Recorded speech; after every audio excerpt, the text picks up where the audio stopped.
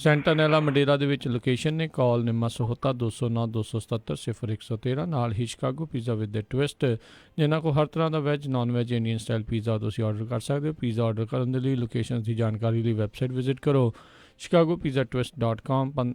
ਅਤੇ ਨਾਲ ਹੀ west coast truck driving school Fresno ਵਾਲੇ, ਜਿਹੜੇ ਕਿ ਤੁਹਾਨੂੰ ਟਰੱਕ ਦਾ ਲਾਇਸੈਂਸ ਘੱਟ ਸਮੇਂ 'ਚ ਵਧੀਆ ਸਿਖਲਾਈ ਦੇ ਕੇ ਲੈਣ ਦੇ ਵਿੱਚ ਸਹਾਇਤਾ ਕਰਦੇ ਨੇ। ਕਾਲ ਕਰੋ ਅਜੀਤ ਅਟਵਾਲ 559-374-4541 ਦੇ ਉੱਤੇ। ਇਹਨਾਂ ਸਾਰਿਆਂ ਦਾ ਬਹੁਤ ਬਹੁਤ ਧੰਨਵਾਦ। ਜੇਕਰ ਤੁਸੀਂ ਜਾਂ ਕੋਈ ਹੋਰ ਕਾਰੋਬਾਰ ਵੀ ਇਸ ਪ੍ਰੋਗਰਾਮ ਨੂੰ ਸਪੋਂਸਰ ਕਰਨਾ ਚਾਹੁੰਦੇ ਹੋ, ਸੰਪਰਕ ਕਰ ਸਕਦੇ ਹੋ ਨੰਬਰ 408-722-7698 ਦੇ ਉੱਤੇ। ਮਿੰਟੂ ਜੀ, ਗੱਲਬਾਤ ਦਾ ਸਿਲਸਿਲਾ ਸ਼ੁਰੂ ਕਰਦੇ। ਕਹਿੰਦੇ ਬਿਹਾਰ ਦੇ ਵਿੱਚ ਮਹਾਂ ਗੱਠਜੋੜ ਨੇਪਰੇ ਚੜ੍ਹਿਆ ਆ। ਮਸਾ ਹੀ ਨੇਪਰੇ ਚੜਿਆ। ਖੈਰ ਹਾਲੇ ਵੀ ਵੈਸੇ ਪੂਰੀ ਤਰ੍ਹਾਂ ਨੇਪਰੇ ਨਹੀਂ ਚੜਿਆ ਲੱਗਦਾ, ਕਿਉਂਕਿ ਅੱਜ ਜਿਹੜੀ ਪ੍ਰੈਸ ਕਾਨਫਰੰਸ ਹੋਈ ਆ ਉਹਦੇ ਵਿੱਚ ਇਹਨਾਂ ਦਾ ਜਿਹੜਾ RLD ਵੱਲੋਂ ਆਇਆ, ਉਹ ਮਨੋਜ ਝਾ ਹੀ ਆਇਆ, RJD ਵੱਲੋਂ ਸੌਰੀ, ਤਾਂ ਉਹਦੇ ਵਿੱਚ ਲਾਲੂ ਪ੍ਰਸਾਦ ਯਾਦਵ ਦਾ ਮੁੰਡਾ ਨਹੀਂ ਆਇਆ, ਛਵੀ ਨਹੀਂ ਸੀ ਹੈਗਾ। ਉਹਨੂੰ ਜਦੋਂ ਪੁੱਛਿਆ ਗਿਆ ਕਿ 23-26 ਕਿੱਥੇ ਆ, ਤੇ ਉਹ ਕਹਿੰਦਾ ਕਿ ਉਹ ਕੰਮ ਧੰਦੇ ਹੁਣ ਆ ਕਿਤੇ, ਤੇ ਤੁਸੀਂ ਮੈਨੂੰ ਕੀ ਸਮਝਦੇ ਹੋ, ਐਵੇਂ ਤੇ ਨੇਤਾ ਹੀ ਹਾਂ, ਤੇ ਮੈਂ ਐਲਾਨ ਕੀਤਾ ਜੀ। ਸੋ ਉਹਨਾਂ ਨੇ ਸੀਟਾਂ ਗਣਾਈਆਂ। ਜਿੱਦਾਂ ਬਿਹਾਰ ਦੇ ਵਿੱਚ ਕਾਂਗਰਸ ਜਿਹੜੀ ਆ ਉਹ ਸਿਰਫ 9 ਲੋਕ ਸਭਾ ਹਲਕਿਆਂ 'ਚ ਚੋਣ ਲੜੂਗੀ। ਇਸ ਤੋਂ ਇਲਾਵਾ RJD ਹੈ ਜਿਹੜੀ ਰਾਸ਼ਟਰੀ ਜਨਤਾ ਦਲ, ਉਹ 20 ਸੀਟਾਂ ਤੇ ਲੜੂਗੀ। ਯਾਨੀ ਲਾਲੂ ਪ੍ਰਸਾਦ ਯਾਦਵ ਦੀ ਜਿਹੜੀ ਪਾਰਟੀ ਆ ਉਹ 20 ਸੀਟਾਂ ਲੈ ਗਈ ਆ। ਫਿਰ ਇਸ ਤੋਂ ਇਲਾਵਾ RLSP, ਉਹਦੇ ਹਿੱਸੇ 5 ਸੀਟਾਂ ਆਈਆਂ ਨੇ। ਤੇ ਇਸ ਤੋਂ ਇਲਾਵਾ ਹੋਰ ਵੀ ਕੁਛ ਪਾਰਟੀ ਹੈ, ਜਿੱਦਾਂ ਜੀਤਨ ਰਾਮ ਮਾਂਝੀ ਦੀ ਹਮ ਪਾਰਟੀ ਹੈ, ਉਹ 3 ਤੇ ਚੋਣ ਲੜੂਗੀ। ਸੋ ਟਿਕਟਾਂ ਦਾ ਬਟਵਾਰਾ ਜਿਹੜਾ ਉਹ ਇੱਕ ਬੜੀ ਵੱਡੀ ਰੁਕਾਵਟ ਬਣਿਆ ਖਲੋਤਾ ਸੀਗਾ ਇਸ ਗੱਠਜੋੜ ਦੇ ਰਾਹ ਦੇ ਵਿੱਚ। ਤਾਂ ਉਹ ਇੱਕ ਵਾਰੀ ਤੇ ਇਹਨਾਂ ਨੇ ਹੱਲ ਕਰ ਲਿਆ ਵਾ। ਵੈਸੇ ਕਹਿੰਦੇ ਸਨ ਕਿ ਕਨ੍ਹਈਆ ਨੂੰ ਵੀ ਟਿਕਟ ਦਿੱਤੀ ਜਾ ਸਕਦੀ ਹੈ, ਪਰ ਇਸ ਮਹਾਂ ਗੱਠਜੋੜ ਵੱਲੋਂ ਬਿਹਾਰ 'ਚੋਂ ਕਨ੍ਹਈਆ ਨੂੰ ਟਿਕਟ ਨਹੀਂ ਦਿੱਤੀ ਗਈ। ਪਰ ਫਿਰ ਵੀ ਇੱਕ ਕਿਆਸਾ ਇਹ ਵੀ ਸੀਗਾ ਕਿ ਸ਼ਾਇਦ ਇਹਨਾਂ ਦੀ ਸਹਿਮਤੀ ਨਹੀਂ ਬਣਨੀ, ਪਰ ਕਾਂਗਰਸ ਨੂੰ ਪਤਾ ਸੀਗਾ ਕਿ ਜੇ ਇੱਥੇ ਕੰਮ ਛੁੱਟ ਗਿਆ ਤਾਂ ਸਾਡੇ ਨਾਲ ਬੁਰੀ ਹੋ ਸਕਦੀ ਆ। ਉਹਨਾਂ ਨੇ ਬਹੁਤ ਘੱਟ ਸੀਟਾਂ, ਵੇਖ ਲਓ ਤੁਸੀਂ ਆਪ ਅੰਦਾਜ਼ਾ ਲਾ ਲਓ ਕਿ ਉਹਨਾਂ ਦੇ ਹਿੱਸੇ 9 ਨੇ, ਜਦਕਿ RLSP ਕੋਲ 5 ਸੀਟਾਂ ਨੇ ਬਿਹਾਰ ਦੇ ਵਿੱਚ। ਤਾਂ ਕਹਿ ਸਕਦੇ ਹਾਂ ਕਿ ਬਿਲਕੁਲ ਖੇਤਰੀ ਪਾਰਟੀ ਤੋਂ ਥੋੜਾ ਜਿਹਾ ਅੱਗੇ ਆ। ਸੋ ਕਾਂਗਰਸ ਨੇ ਇਹ ਗੱਠਜੋੜ ਤੇ ਕਰ ਲਿਆ, ਪਰ ਕੌੜਾ ਕੁੱਟਿਆ। ਹੁਣ ਦੇਖਦੇ ਹਾਂ ਅੱਗੇ ਕੀ ਬਣਦਾ। ਟੱਕਰ ਫਿਰ ਬਰੋਬਰ ਦੀ ਹੋਊਗੀ, ਕਿਉਂਕਿ ਉੱਥੇ ਮੰਨਿਆ ਜਾ ਰਿਹਾ ਸੀਗਾ ਕਿ ਜੇ ਇਹਨਾਂ ਦਾ ਮਹਾਂ ਗੱਠਜੋੜ ਬਿਹਾਰ ਦੇ ਵਿੱਚ ਤਾਕਤ ਨਹੀਂ ਫੜਦਾ, ਮਤਲਬ ਕਿ ਖਿੰਡਿਆ ਪੁੰਡਿਆ ਰਹਿੰਦਾ, ਤਾਂ ਫਿਰ ਉਸ ਸੂਰਤ ਦੇ ਵਿੱਚ ਭਾਰਤੀ ਜਨਤਾ ਪਾਰਟੀ ਤੇ ਨਿਤਿਸ਼ ਕੁਮਾਰ ਦੀ ਪਾਰਟੀ ਲਈ ਕੰਮ ਸੌਖਾ ਹੋ ਜਾਊਗਾ। ਬਹਰਹਾਲ ਜੋ ਚੀਜ਼ ਹੋਈ ਆ ਉਹ ਹੁਣ ਸਪਸ਼ਟ ਰੂਪ ਦੇ ਵਿੱਚ, ਪ੍ਰਤੱਖ ਰੂਪ ਦੇ ਵਿੱਚ ਸਾਡੇ ਸਾਹਮਣੇ ਆ, ਤੇ ਇਹਦਾ ਮਤਲਬ ਕਿ ਟੱਕਰ ਦਾ ਮੁੱਢ ਮੱਝ ਗਿਆ ਵਾ। ਔਰ ਦੂਜੀ ਚੀਜ਼ ਇਹ ਆ ਕਿ ਭਾਰਤੀ ਜਨਤਾ ਪਾਰਟੀ, ਹੁਣ ਤੁਸੀਂ ਵੇਖਿਆ ਹੀ ਆ ਜਿਸ ਤਰੀਕੇ ਨਾਲ ਇਹਨਾਂ ਨੇ ਟਿਕਟਾਂ ਕੱਟੀਆਂ। ਆਪਾਂ ਪਹਿਲਾਂ ਹੀ ਕਹਿੰਦੇ ਸੀਗੇ ਕਿ ਇਹਨਾਂ ਨੇ ਬਹੁਤ ਸਾਰੇ ਸਿਟਿੰਗ MP ਆ ਜਿਹੜੇ ਉਹ ਸਿਟਿੰਗ ਮੋਡ 'ਚ ਲੈ ਜਾਣੇ ਆ। ਤਾਂ ਇਹੀ ਚੀਜ਼ ਹੋ ਰਿਹਾ ਕਿ ਐਂਟੀ ਇਨਕੰਬੈਂਸੀ ਤੋਂ ਡਰੇ ਪਏ ਆ। ਪਲੱਸ ਮੁਸਲਮਾਨ ਬਹੁਤ ਘੱਟ ਇਹਨਾਂ ਨੇ ਐਲਾਨੇ ਆਪਣੇ ਕੈਂਡੀਡੇਟ, ਇੱਥੋਂ ਤੱਕ ਕਿ ਸਿਮਰਤੀ ਇਰਾਨੀ ਦੇ ਨਾਂ ਦੇ ਮੂਹਰੇ ਇਹਨਾਂ ਨੇ ਬਕਾਇਦਾ ਬ੍ਰੈਕਟ ਦੇ ਵਿੱਚ ਪਾਰਸੀ ਲਿਖਿਆ ਹੋਇਆ ਸੀਗਾ ਲਿਸਟ 'ਚ। ਕਹਿੰਦਾ ਪ੍ਰਭਾਵ ਇਹ ਪਾਇਆ ਗਿਆ, ਕਹਿੰਦਾ ਭਾਵ ਇਹੋ ਹੀ ਸੀਗਾ ਇਹਨਾਂ ਦਾ ਕਿ ਸਿਮਰਤੀ ਇਰਾਨੀ ਮੁਸਲਿਮ ਨਹੀਂ ਹੈ, ਪਾਰਸੀ ਆ, ਦੱਸਿਆ ਗਿਆ। ਇਹ ਕਿਉਂ ਜ਼ਰੂਰਤ ਪਈ ਹੈ, ਤੁਸੀਂ ਆਪ ਹੀ ਅੰਦਾਜ਼ਾ ਲਾ ਲਓ ਕਿ ਕਿਸ ਤਰ੍ਹਾਂ ਦਾ ਸੰਕਟ ਜਿਹਾ ਆਇਆ ਪਿਆ ਬਹਰਹਾਲ ਭਾਰਤੀ ਜਨਤਾ ਪਾਰਟੀ ਦੇ ਸਾਹਮਣੇ। ਐਂਟੀ ਇਨਕੰਬੈਂਸੀ ਆਪਣੀ ਥਾਂ ਤੇ ਆ, ਰੁਕਾਵਟਾਂ ਆਪਣੀ ਥਾਂ ਤੇ ਆ, ਪਰ ਕੁਝ ਸਟੇਟਾਂ ਦੇ ਵਿੱਚ ਮਹਾਂ ਗੱਠਜੋੜ ਹੈ ਜਿਹੜਾ ਉਹ ਵੀ ਰਸਤਾ ਰੋਕ ਰਿਹਾ। ਜੀ ਜੀ ਜੀ। ਅਗਲੀ ਜਿਹੜੀ ਗੱਲ ਕਰਦੇ ਕਿ ਨਰਿੰਦਰ ਮੋਦੀ ਦੀ ਫਿਲਮ ਦਾ ਇੱਕ ਫਰਜ਼ੀਵਾੜਾ ਆਇਆ ਸਾਹਮਣੇ। ਇਹ ਫਿਲਮ ਮੇਰੇ ਖਿਆਲ ਦੇ ਨਾਲ ਫਰਜ਼ੀਵਾੜਾ ਹੀ ਨਾ ਸਾਬਤ ਹੋਵੇ। ਤੇ ਉਹਦਾ ਜਿੱਦਾਂ ਤੁਹਾਨੂੰ ਪਤਾ ਹੀ ਹੈ ਕਿ ਵੀ ਹੁਣ ਸਿਆਸੀ ਸੰਦ ਦੇ ਤੌਰ ਤੇ ਵਰਤਿਆ ਜਾ ਰਿਹਾ। ਇਹ ਦੌਰ ਹੀ ਐਸਾ ਆ ਰਾਜਨੀਤੀ ਦਾ ਕਿ ਰਾਜਨੀਤੀ ਜਿਹੜੀ ਆ ਉਹ ਇੰਨਾ ਜ਼ਿਆਦਾ ਕਲਾਬਾਜ਼ੀਆਂ ਵਾਲਾ ਹੁਨਰ ਦਿਖਾ ਰਹੀ ਆ ਕਿ ਜਿਹੜੀ ਕਲਾ ਆ ਉਹ ਇੱਕ ਟੂਲ ਬਣ ਕੇ ਉਹਦੇ ਲਈ ਕੰਮ ਕਰਦੀ ਨਜ਼ਰ ਆਉਂਦੀ ਹੈ। ਦਾ ਐਕਸੀਡੈਂਟਲ ਪ੍ਰਾਈਮ ਮਿਨਿਸਟਰ ਆਪਾਂ ਵੇਖਿਆ ਸੀਗਾ ਕਿ ਕਿਸ ਤਰ੍ਹਾਂ ਦਾ ਇੱਕ ਪਾਪੇ ਗੰਡਾ ਸਾਬਤ ਹੋਈ ਸੀਗੀ। ਉਸ ਤੋਂ ਬਾਅਦ ਅਕਸ਼ੇ ਖੰਨਾ ਬਾਰੇ ਇਹ ਖਬਰ ਵੀ ਆ ਗਈ ਕਿ ਉਹ ਗੁਰਦਾਸਪੁਰ ਤੋਂ ਕੈਂਡੀਡੇਟ ਹੋ ਸਕਦਾ ਭਾਰਤੀ ਜਨਤਾ ਪਾਰਟੀ ਦਾ। ਵੈਸੇ ਇਹ ਸੰਕੇਤ ਦੇ ਦਿੰਦੇ ਇਹਨਾਂ ਦੇ ਭਗਤ, ਜਿੱਦਾਂ ਗੌਤਮ ਗੰਭੀਰ ਅੱਜ ਭਾਰਤੀ ਜਨਤਾ ਪਾਰਟੀ 'ਚ ਚਲੇ ਗਿਆ, ਜਿੱਦਾਂ ਦੇ ਚੌਕੇ ਛੱਕੇ ਟਵੀਟਰ ਤੇ ਲਾਇਆ ਕਰਦਾ ਸੀਗਾ, ਟਵੀਟ ਕਰਿਆ ਕਰਦਾ ਸੀਗਾ, ਉਹਦੇ ਤੋਂ ਲੱਗ ਗਿਆ ਸੀ ਪਤਾ ਲੋਕਾਂ ਨੂੰ ਕਿ ਭਾਰਤੀ ਜਨਤਾ ਪਾਰਟੀ 'ਚ ਜਾਏਗਾ। ਤਾਂ ਖੈਰ ਹੁਣ ਇਸ ਮਾਮਲੇ ਦੇ ਵਿੱਚ ਨਵੀਂ ਗੱਲ ਜਿਹੜੀ ਨਿਕਲੀ ਆ ਫਿਲਮ ਵਾਲੇ ਮਾਮਲੇ ਦੇ ਵਿੱਚ, ਕਿਉਂਕਿ ਫਿਲਮ ਜਿਹੜੀ ਆ ਵੋਟਾਂ ਤੋਂ ਐਨ ਪਹਿਲਾਂ ਆਈ ਆ, ਤੇ ਜਦੋਂ ਦਾ ਐਕਸੀਡੈਂਟਲ ਪ੍ਰਾਈਮ ਮਿਨਿਸਟਰ ਆਈ ਸੀ ਉਦੋਂ ਵੀ ਆਪਾਂ ਕਿਆਫਾ ਲਾਇਆ ਸੀਗਾ ਕਿ ਇਸ ਤੋਂ ਬਾਅਦ ਵੀ ਇੱਕ ਦੁੱਕਾ ਫਿਲਮ ਜਿਹੜੀ ਆ ਉਹ ਆ ਸਕਦੀ ਆ, ਖਾਸ ਤੌਰ ਤੇ ਨਰਿੰਦਰ ਮੋਦੀ ਨੂੰ ਲੈ ਕੇ। ਤਾਂ ਇਹਨਾਂ ਨੇ ਫਿਲਮ ਲਿਆਂਦੀ ਆ, ਪਰ ਹੈਰਾਨਗੀ ਦੀ ਗੱਲ ਆ ਕਿ ਜਵੇਦ ਅਖਤਰ ਨੂੰ ਉੱਥੇ ਬਤੌਰ ਗੀਤਕਾਰ ਪੋਸਟਰ ਤੇ ਲਿਖਿਆ ਗਿਆ, ਮਤਲਬ ਕਿ ਉਹਨਾਂ ਨੂੰ ਕ੍ਰੈਡਿਟ ਦਿੱਤਾ ਗਿਆ, ਜਦ ਕਿ ਜਵੇਦ ਅਖਤਰ ਹੈ ਜਿਹੜਾ ਉਹ ਦੰਦ ਕਰੀਚਦਾ ਪਿਆ, ਕਿੰਨਾ ਕਮਾਲ ਹੋ ਗਿਆ, ਕਿਉਂ ਤੁਸੀਂ ਅੰਤ ਕਰਨ ਡਏ ਜੇ, ਮੈਂ ਕੋਈ ਗੀਤ ਨਹੀਂ ਲਿਖਿਆ ਇਸ ਫਿਲਮ ਲਈ। ਸੋ ਉਹਨੇ ਬਕਾਇਦਾ ਟਵੀਟ ਕੀਤਾ, ਕਹਿੰਦਾ ਕਿ ਮੈਂ ਤੇ ਸ਼ੌਕਡ ਹੋ ਗਿਆ ਇਸ ਫਰਜ਼ੀਵਾੜੇ ਨੂੰ ਵੇਖ ਕੇ। ਤਾਂ ਤੁਸੀਂ ਆਪ ਹੀ ਅੰਦਾਜ਼ਾ ਲਾ ਲਓ ਕਿ ਕਿਸ ਤਰੀਕੇ ਦਾ ਕੰਮ ਕੀਤਾ ਜਾ ਰਿਹਾ, ਕਿ ਧੱਕੇ ਨਾਲ ਹੀ ਉਸ ਗੀਤਕਾਰ ਨੂੰ ਕ੍ਰੈਡਿਟ ਦਿੱਤਾ ਜਾ ਰਿਹਾ ਜਿਸ ਗੀਤਕਾਰ ਨੇ ਇਸ ਫਿਲਮ ਲਈ ਗੀਤ ਲਿਖਿਆ ਹੀ। ਸੋ ਇਹ ਹੁਣ ਆਪਣੇ ਆਪ ਦੇ ਵਿੱਚ ਇੱਕ ਅੰਦਲੇਬਾਜ਼ੀ ਆ। ਅੱਗੇ ਦੇਖੋ ਇਹ ਮਾਮਲਾ ਕਿੱਥੇ ਜਾਂਦਾ, ਪਰ ਲੋਕੀ ਕਹਿੰਦੇ ਆ ਕਿ ਇਸ ਤਰ੍ਹਾਂ ਦਾ ਵੀ ਕੰਮ ਜਿਹੜਾ ਵਾਪਰ ਸਕਦਾ, ਕਿਉਂਕਿ ਮੋਦੀ ਹੈ ਤਾਂ ਮੁਮਕਿਨ ਹੈ। ਜੀ, ਇਹ ਨਵਾਂ ਨਾਰਾ ਚੱਲਦਾ ਹੈ ਨਾ, ਸੋ ਦੇਖਦੇ ਹਾਂ ਚੌਂਕੀਦਾਰਾਂ ਦਾ ਕੀ ਬਣਦਾ ਹੈ। ਮਿੰਟੂ ਜੀ, ਅੱਜ ਕੱਲ੍ਹ ਬੜਾ ਰੌਲਾ ਪਿਆ ਹੋਇਆ ਸੀ ਪਿਛਲੇ ਦਿਨਾਂ 'ਚ, ਚੌਂਕੀਦਾਰ ਸਾਰਿਆਂ ਨੇ ਲਾਏ ਬੈਠੇ ਸੀਗੇ। ਦੇਖੋ ਸਾਡੇ ਪੰਜਾਬੀ ਆ ਜਿਹੜੇ ਉਹ ਲਹਿਰਾਂ ਦੇ ਉਲਟ ਤੈਰਨ ਵਾਲੇ ਤਰ੍ਹਾਂ ਕਿਹਾ, ਇੱਥੋਂ ਦੇ ਚੌਂਕੀਦਾਰ ਤੇ ਇੱਕ ਮੁੱਠ ਹੋਏ ਪਏ ਆ। ਉਹ ਕਹਿੰਦੇ ਅਸੀਂ ਤਾਂ ਕੇਸ ਕਰਾਂਗੇ ਇਹਨਾਂ ਤੇ, ਸਾਨੂੰ ਐਵੇਂ ਕਹਿੰਦੇ ਸੰਦੇ ਬਦਨਾਮ ਕਰੀ ਜਾਂਦੇ ਆ। ਜਿਹੜਾ ਮਾਣ ਭੱਤਾ ਦਿੰਦਾ ਹੁੰਦਾ ਉਹ ਤੇ ਸਾਨੂੰ ਦਿੰਦੇ ਨਹੀਂ ਰੱਜਵਾ, ਅਸੀਂ ਆਪਣੇ ਬੱਚੇ ਮਸਾਂ ਪਾਲਦੇ ਆ, ਔਰ ਫਿਰ ਵੀ ਉਹ ਕਹਿੰਦੇ ਕਿ ਚੌਂਕੀਦਾਰ ਭਾਵੇਂ ਘੱਟ ਖਾਂਦੇ ਥੋੜੀ ਖਾਂਦੇ ਆ ਪਰ ਈਮਾਨ ਦੀ ਖਾਂਦੇ ਆ, ਬੇਈਮਾਨੀ ਦੀ ਨਹੀਂ ਖਾਂਦੇ। ਤਾਂ ਪੰਜਾਬੀਆਂ ਨੇ ਸਿੱਧੇ ਤੌਰ ਤੇ ਐਲਾਨ ਕੀਤਾ ਕਿ ਅਸੀਂ ਇਹਨਾਂ ਤੇ ਕੇਸ ਠੋਕਾਂਗੇ ਧੜਾ। ਤਾਂ ਚੌਂਕੀਦਾਰ ਵਾਲੀ ਲਹਿਰ ਥੋੜੀ ਜਿਹੀ ਹੁਣ ਫਿੱਕੀ ਪੈ ਗਈ ਆ, ਕਿਉਂਕਿ ਕੁਛ ਚੀਜ਼ਾਂ ਵਾਪਰ ਗਈਆਂ ਇਨ ਬਿਟਵੀਨ। ਜਿੱਦਾਂ ਲਿਸਟ ਆ ਗਈ ਭਾਰਤੀ ਜਨਤਾ ਪਾਰਟੀ ਦੀ, ਲਾਲ ਕ੍ਰਿਸ਼ਨ ਅਡਵਾਨੀ ਹੈ ਜਿਹੜਾ ਉਹ ਮਾਰਗਦਰਸ਼ਨ ਮੰਡਲ ਦੇ ਵਿੱਚ ਪਹਿਲਾਂ ਹੀ ਸੀਗਾ, ਤੇ ਹੁਣ ਐਸੇ ਮੰਡਲ 'ਚ ਬਿਠਾ ਦਿੱਤਾ ਗਿਆ ਜਿੱਥੋਂ ਮੇਰੇ ਖਿਆਲ ਦੇ ਨਾਲ ਉਹਦੀ ਵਾਪਸੀ ਨਹੀਂ ਹੋਣੀ। ਤਾਂ ਕੁੱਲ ਮਿਲਾ ਕੇ ਕੁਛ ਚੀਜ਼ਾਂ ਐਸੀਆਂ ਵਾਪਰੀਆਂ ਕਿ ਉਹ ਜਿਹੜੀ ਚੌਂਕੀਦਾਰ ਵਾਲੀ ਕੰਪੇਨ ਇਹਨਾਂ ਨੇ ਰੰਭੀ ਸੀਗੀ ਉਹ ਥੋੜੀ ਜਿਹੀ ਫਿੱਕੀ ਪਈ ਆ ਕੁਛ ਦਿਨ ਜੀ। ਤੇ ਕਹਿੰਦੇ ਸੀ ਪ੍ਰਧਾਨ ਮੰਤਰੀ ਨੇ ਐਕਚੁਅਲ ਦੇ ਵਿੱਚ ਚੌਂਕੀਦਾਰਾਂ ਨੂੰ ਸੰਬੋਧਿਤ ਕਰਨਾ ਸੀ, ਉਹ ਹੋ ਗਿਆ ਕਿ ਹੋਣਾ? ਕੀਤਾ ਸੀ ਇਹਨਾਂ ਨੇ 25 ਲੱਖ ਦੇ ਕਰੀਬ ਚੌਂਕੀਦਾਰਾਂ ਨੂੰ ਸੰਬੋਧਿਤ ਕੀਤਾ ਸੀਗਾ। ਤੇ ਐਵੇਂ ਤੁਹਾਨੂੰ ਪਤਾ ਹੀ ਹੈ, ਜਿੱਦਾਂ ਪ੍ਰਧਾਨ ਮੰਤਰੀ ਟੋਪੀ ਕਮਾਉਂਦਾ, ਕਹਿੰਦਾ ਦੇਖੋ ਜੀ ਮੈਂ ਤੁਹਾਡੇ ਤੋਂ ਮਾਫੀਆਂ ਮੰਗਦਾ ਵਾਂ, ਤੁਹਾਨੂੰ ਗਾਲਾਂ ਕੱਢਦੇ ਆ ਵਿਰੋਧੀ ਧੜੇ ਵਾਲੇ, ਤੁਹਾਨੂੰ ਚੋਰ ਦੱਸਦੇ ਆ, ਇਹਨਾਂ ਦੀ ਜ਼ਰੂਰਤ ਤੇ ਹੈ ਨਹੀਂ ਕਿ ਇਹ ਮੇਰਾ ਨਾਂ ਲੈ ਕੇ ਮੈਨੂੰ ਗਾਲ ਕੱਢ ਸਕਣ, ਤੇ ਬਹਾਨੇ ਨਾਲ ਤੁਹਾਨੂੰ ਕੱਢੀ ਜਾਂਦੇ ਆ। ਸੋ ਇਹਨਾਂ ਵੱਲੋਂ ਵੀ ਮੈਂ ਮਾਫੀ ਮੰਗਦਾ, ਯਾਨੀ ਟੋਪੀ ਜੀ ਪਾ ਗਿਆ ਪ੍ਰਧਾਨ ਮੰਤਰੀ।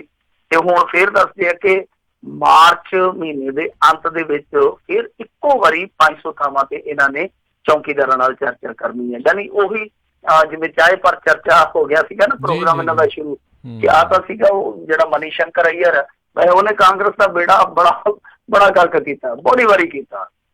ਤਾਂ ਜਦੋਂ ਨਰਿੰਦਰ ਮੋਦੀ ਹਾਲੇ ਕੰਪੇਨ ਦੇ ਵਿੱਚ ਉਤਰਦਾ ਹੀ ਪਿਆ ਸੀਗਾ, ਤੇ ਮਨੀ ਸ਼ੰਕਰ ਅਈਅਰ ਨੇ ਆਖ ਦਿੱਤਾ ਸੀ ਦਿੱਲੀ ਦੇ ਵਿੱਚ ਕਿ 21ਵੀਂ ਸਦੀ 'ਚ ਤੇ ਘੱਟੋ ਘੱਟ ਇਹ ਪ੍ਰਧਾਨ ਮੰਤਰੀ ਨਹੀਂ ਬਣ ਸਕਦਾ, ਹਾਂ ਦਿੱਲੀ 'ਚ ਆ ਜਾਵੇ ਤੇ ਇਹਨੂੰ ਚਾਹ ਚੂ ਬਣਾਉਣ ਜੋਗੇ ਅਸੀਂ ਥਾਂ ਦੇ ਦਿਆਂਗੇ ਤੇ ਚਾਹ ਚੂ ਬਣਾਈ ਚੱਲੇ। ਉੱਥੋਂ ਇਹਨਾਂ ਨੇ ਮੁੱਦਾ ਚੁੱਕ ਲਿਆ ਸੀ ਫਿਰ ਚਾਏ ਵਾਲਾ। ਤੇ ਮੁੜ ਕੇ ਇੱਕ ਵਾਰੀ ਜਦੋਂ ਗੁਜਰਾਤ ਵਿਧਾਨ ਸਭਾ ਦੇ ਵਿੱਚ ਐਨ ਸਿੰਘ ਫਸੇ ਪਏ ਸੀਗੇ, ਮੌਕੇ ਤੇ ਮਨੀ ਸ਼ੰਕਰ ਅਈਅਰ ਨੇ ਇਹਨੂੰ ਨੀਚ ਆਖ ਦਿੱਤਾ ਪ੍ਰਧਾਨ ਮੰਤਰੀ ਨੂੰ, ਤੇ ਉਹਨੇ ਜਾ ਕੇ ਲੋਕਾਂ 'ਚ ਪਿੱਟਣਾ ਸ਼ੁਰੂ ਕਰ ਦਿੱਤਾ ਕਿ ਦੇਖੋ ਇਹ ਮੇਰੀ ਜਾਤ ਨੂੰ ਨੀਚ ਕਹਿਣ ਡਿਆ।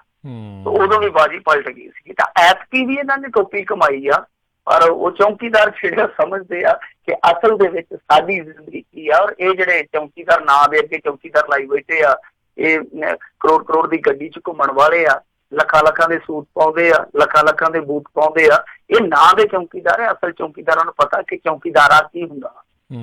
ਜੀ।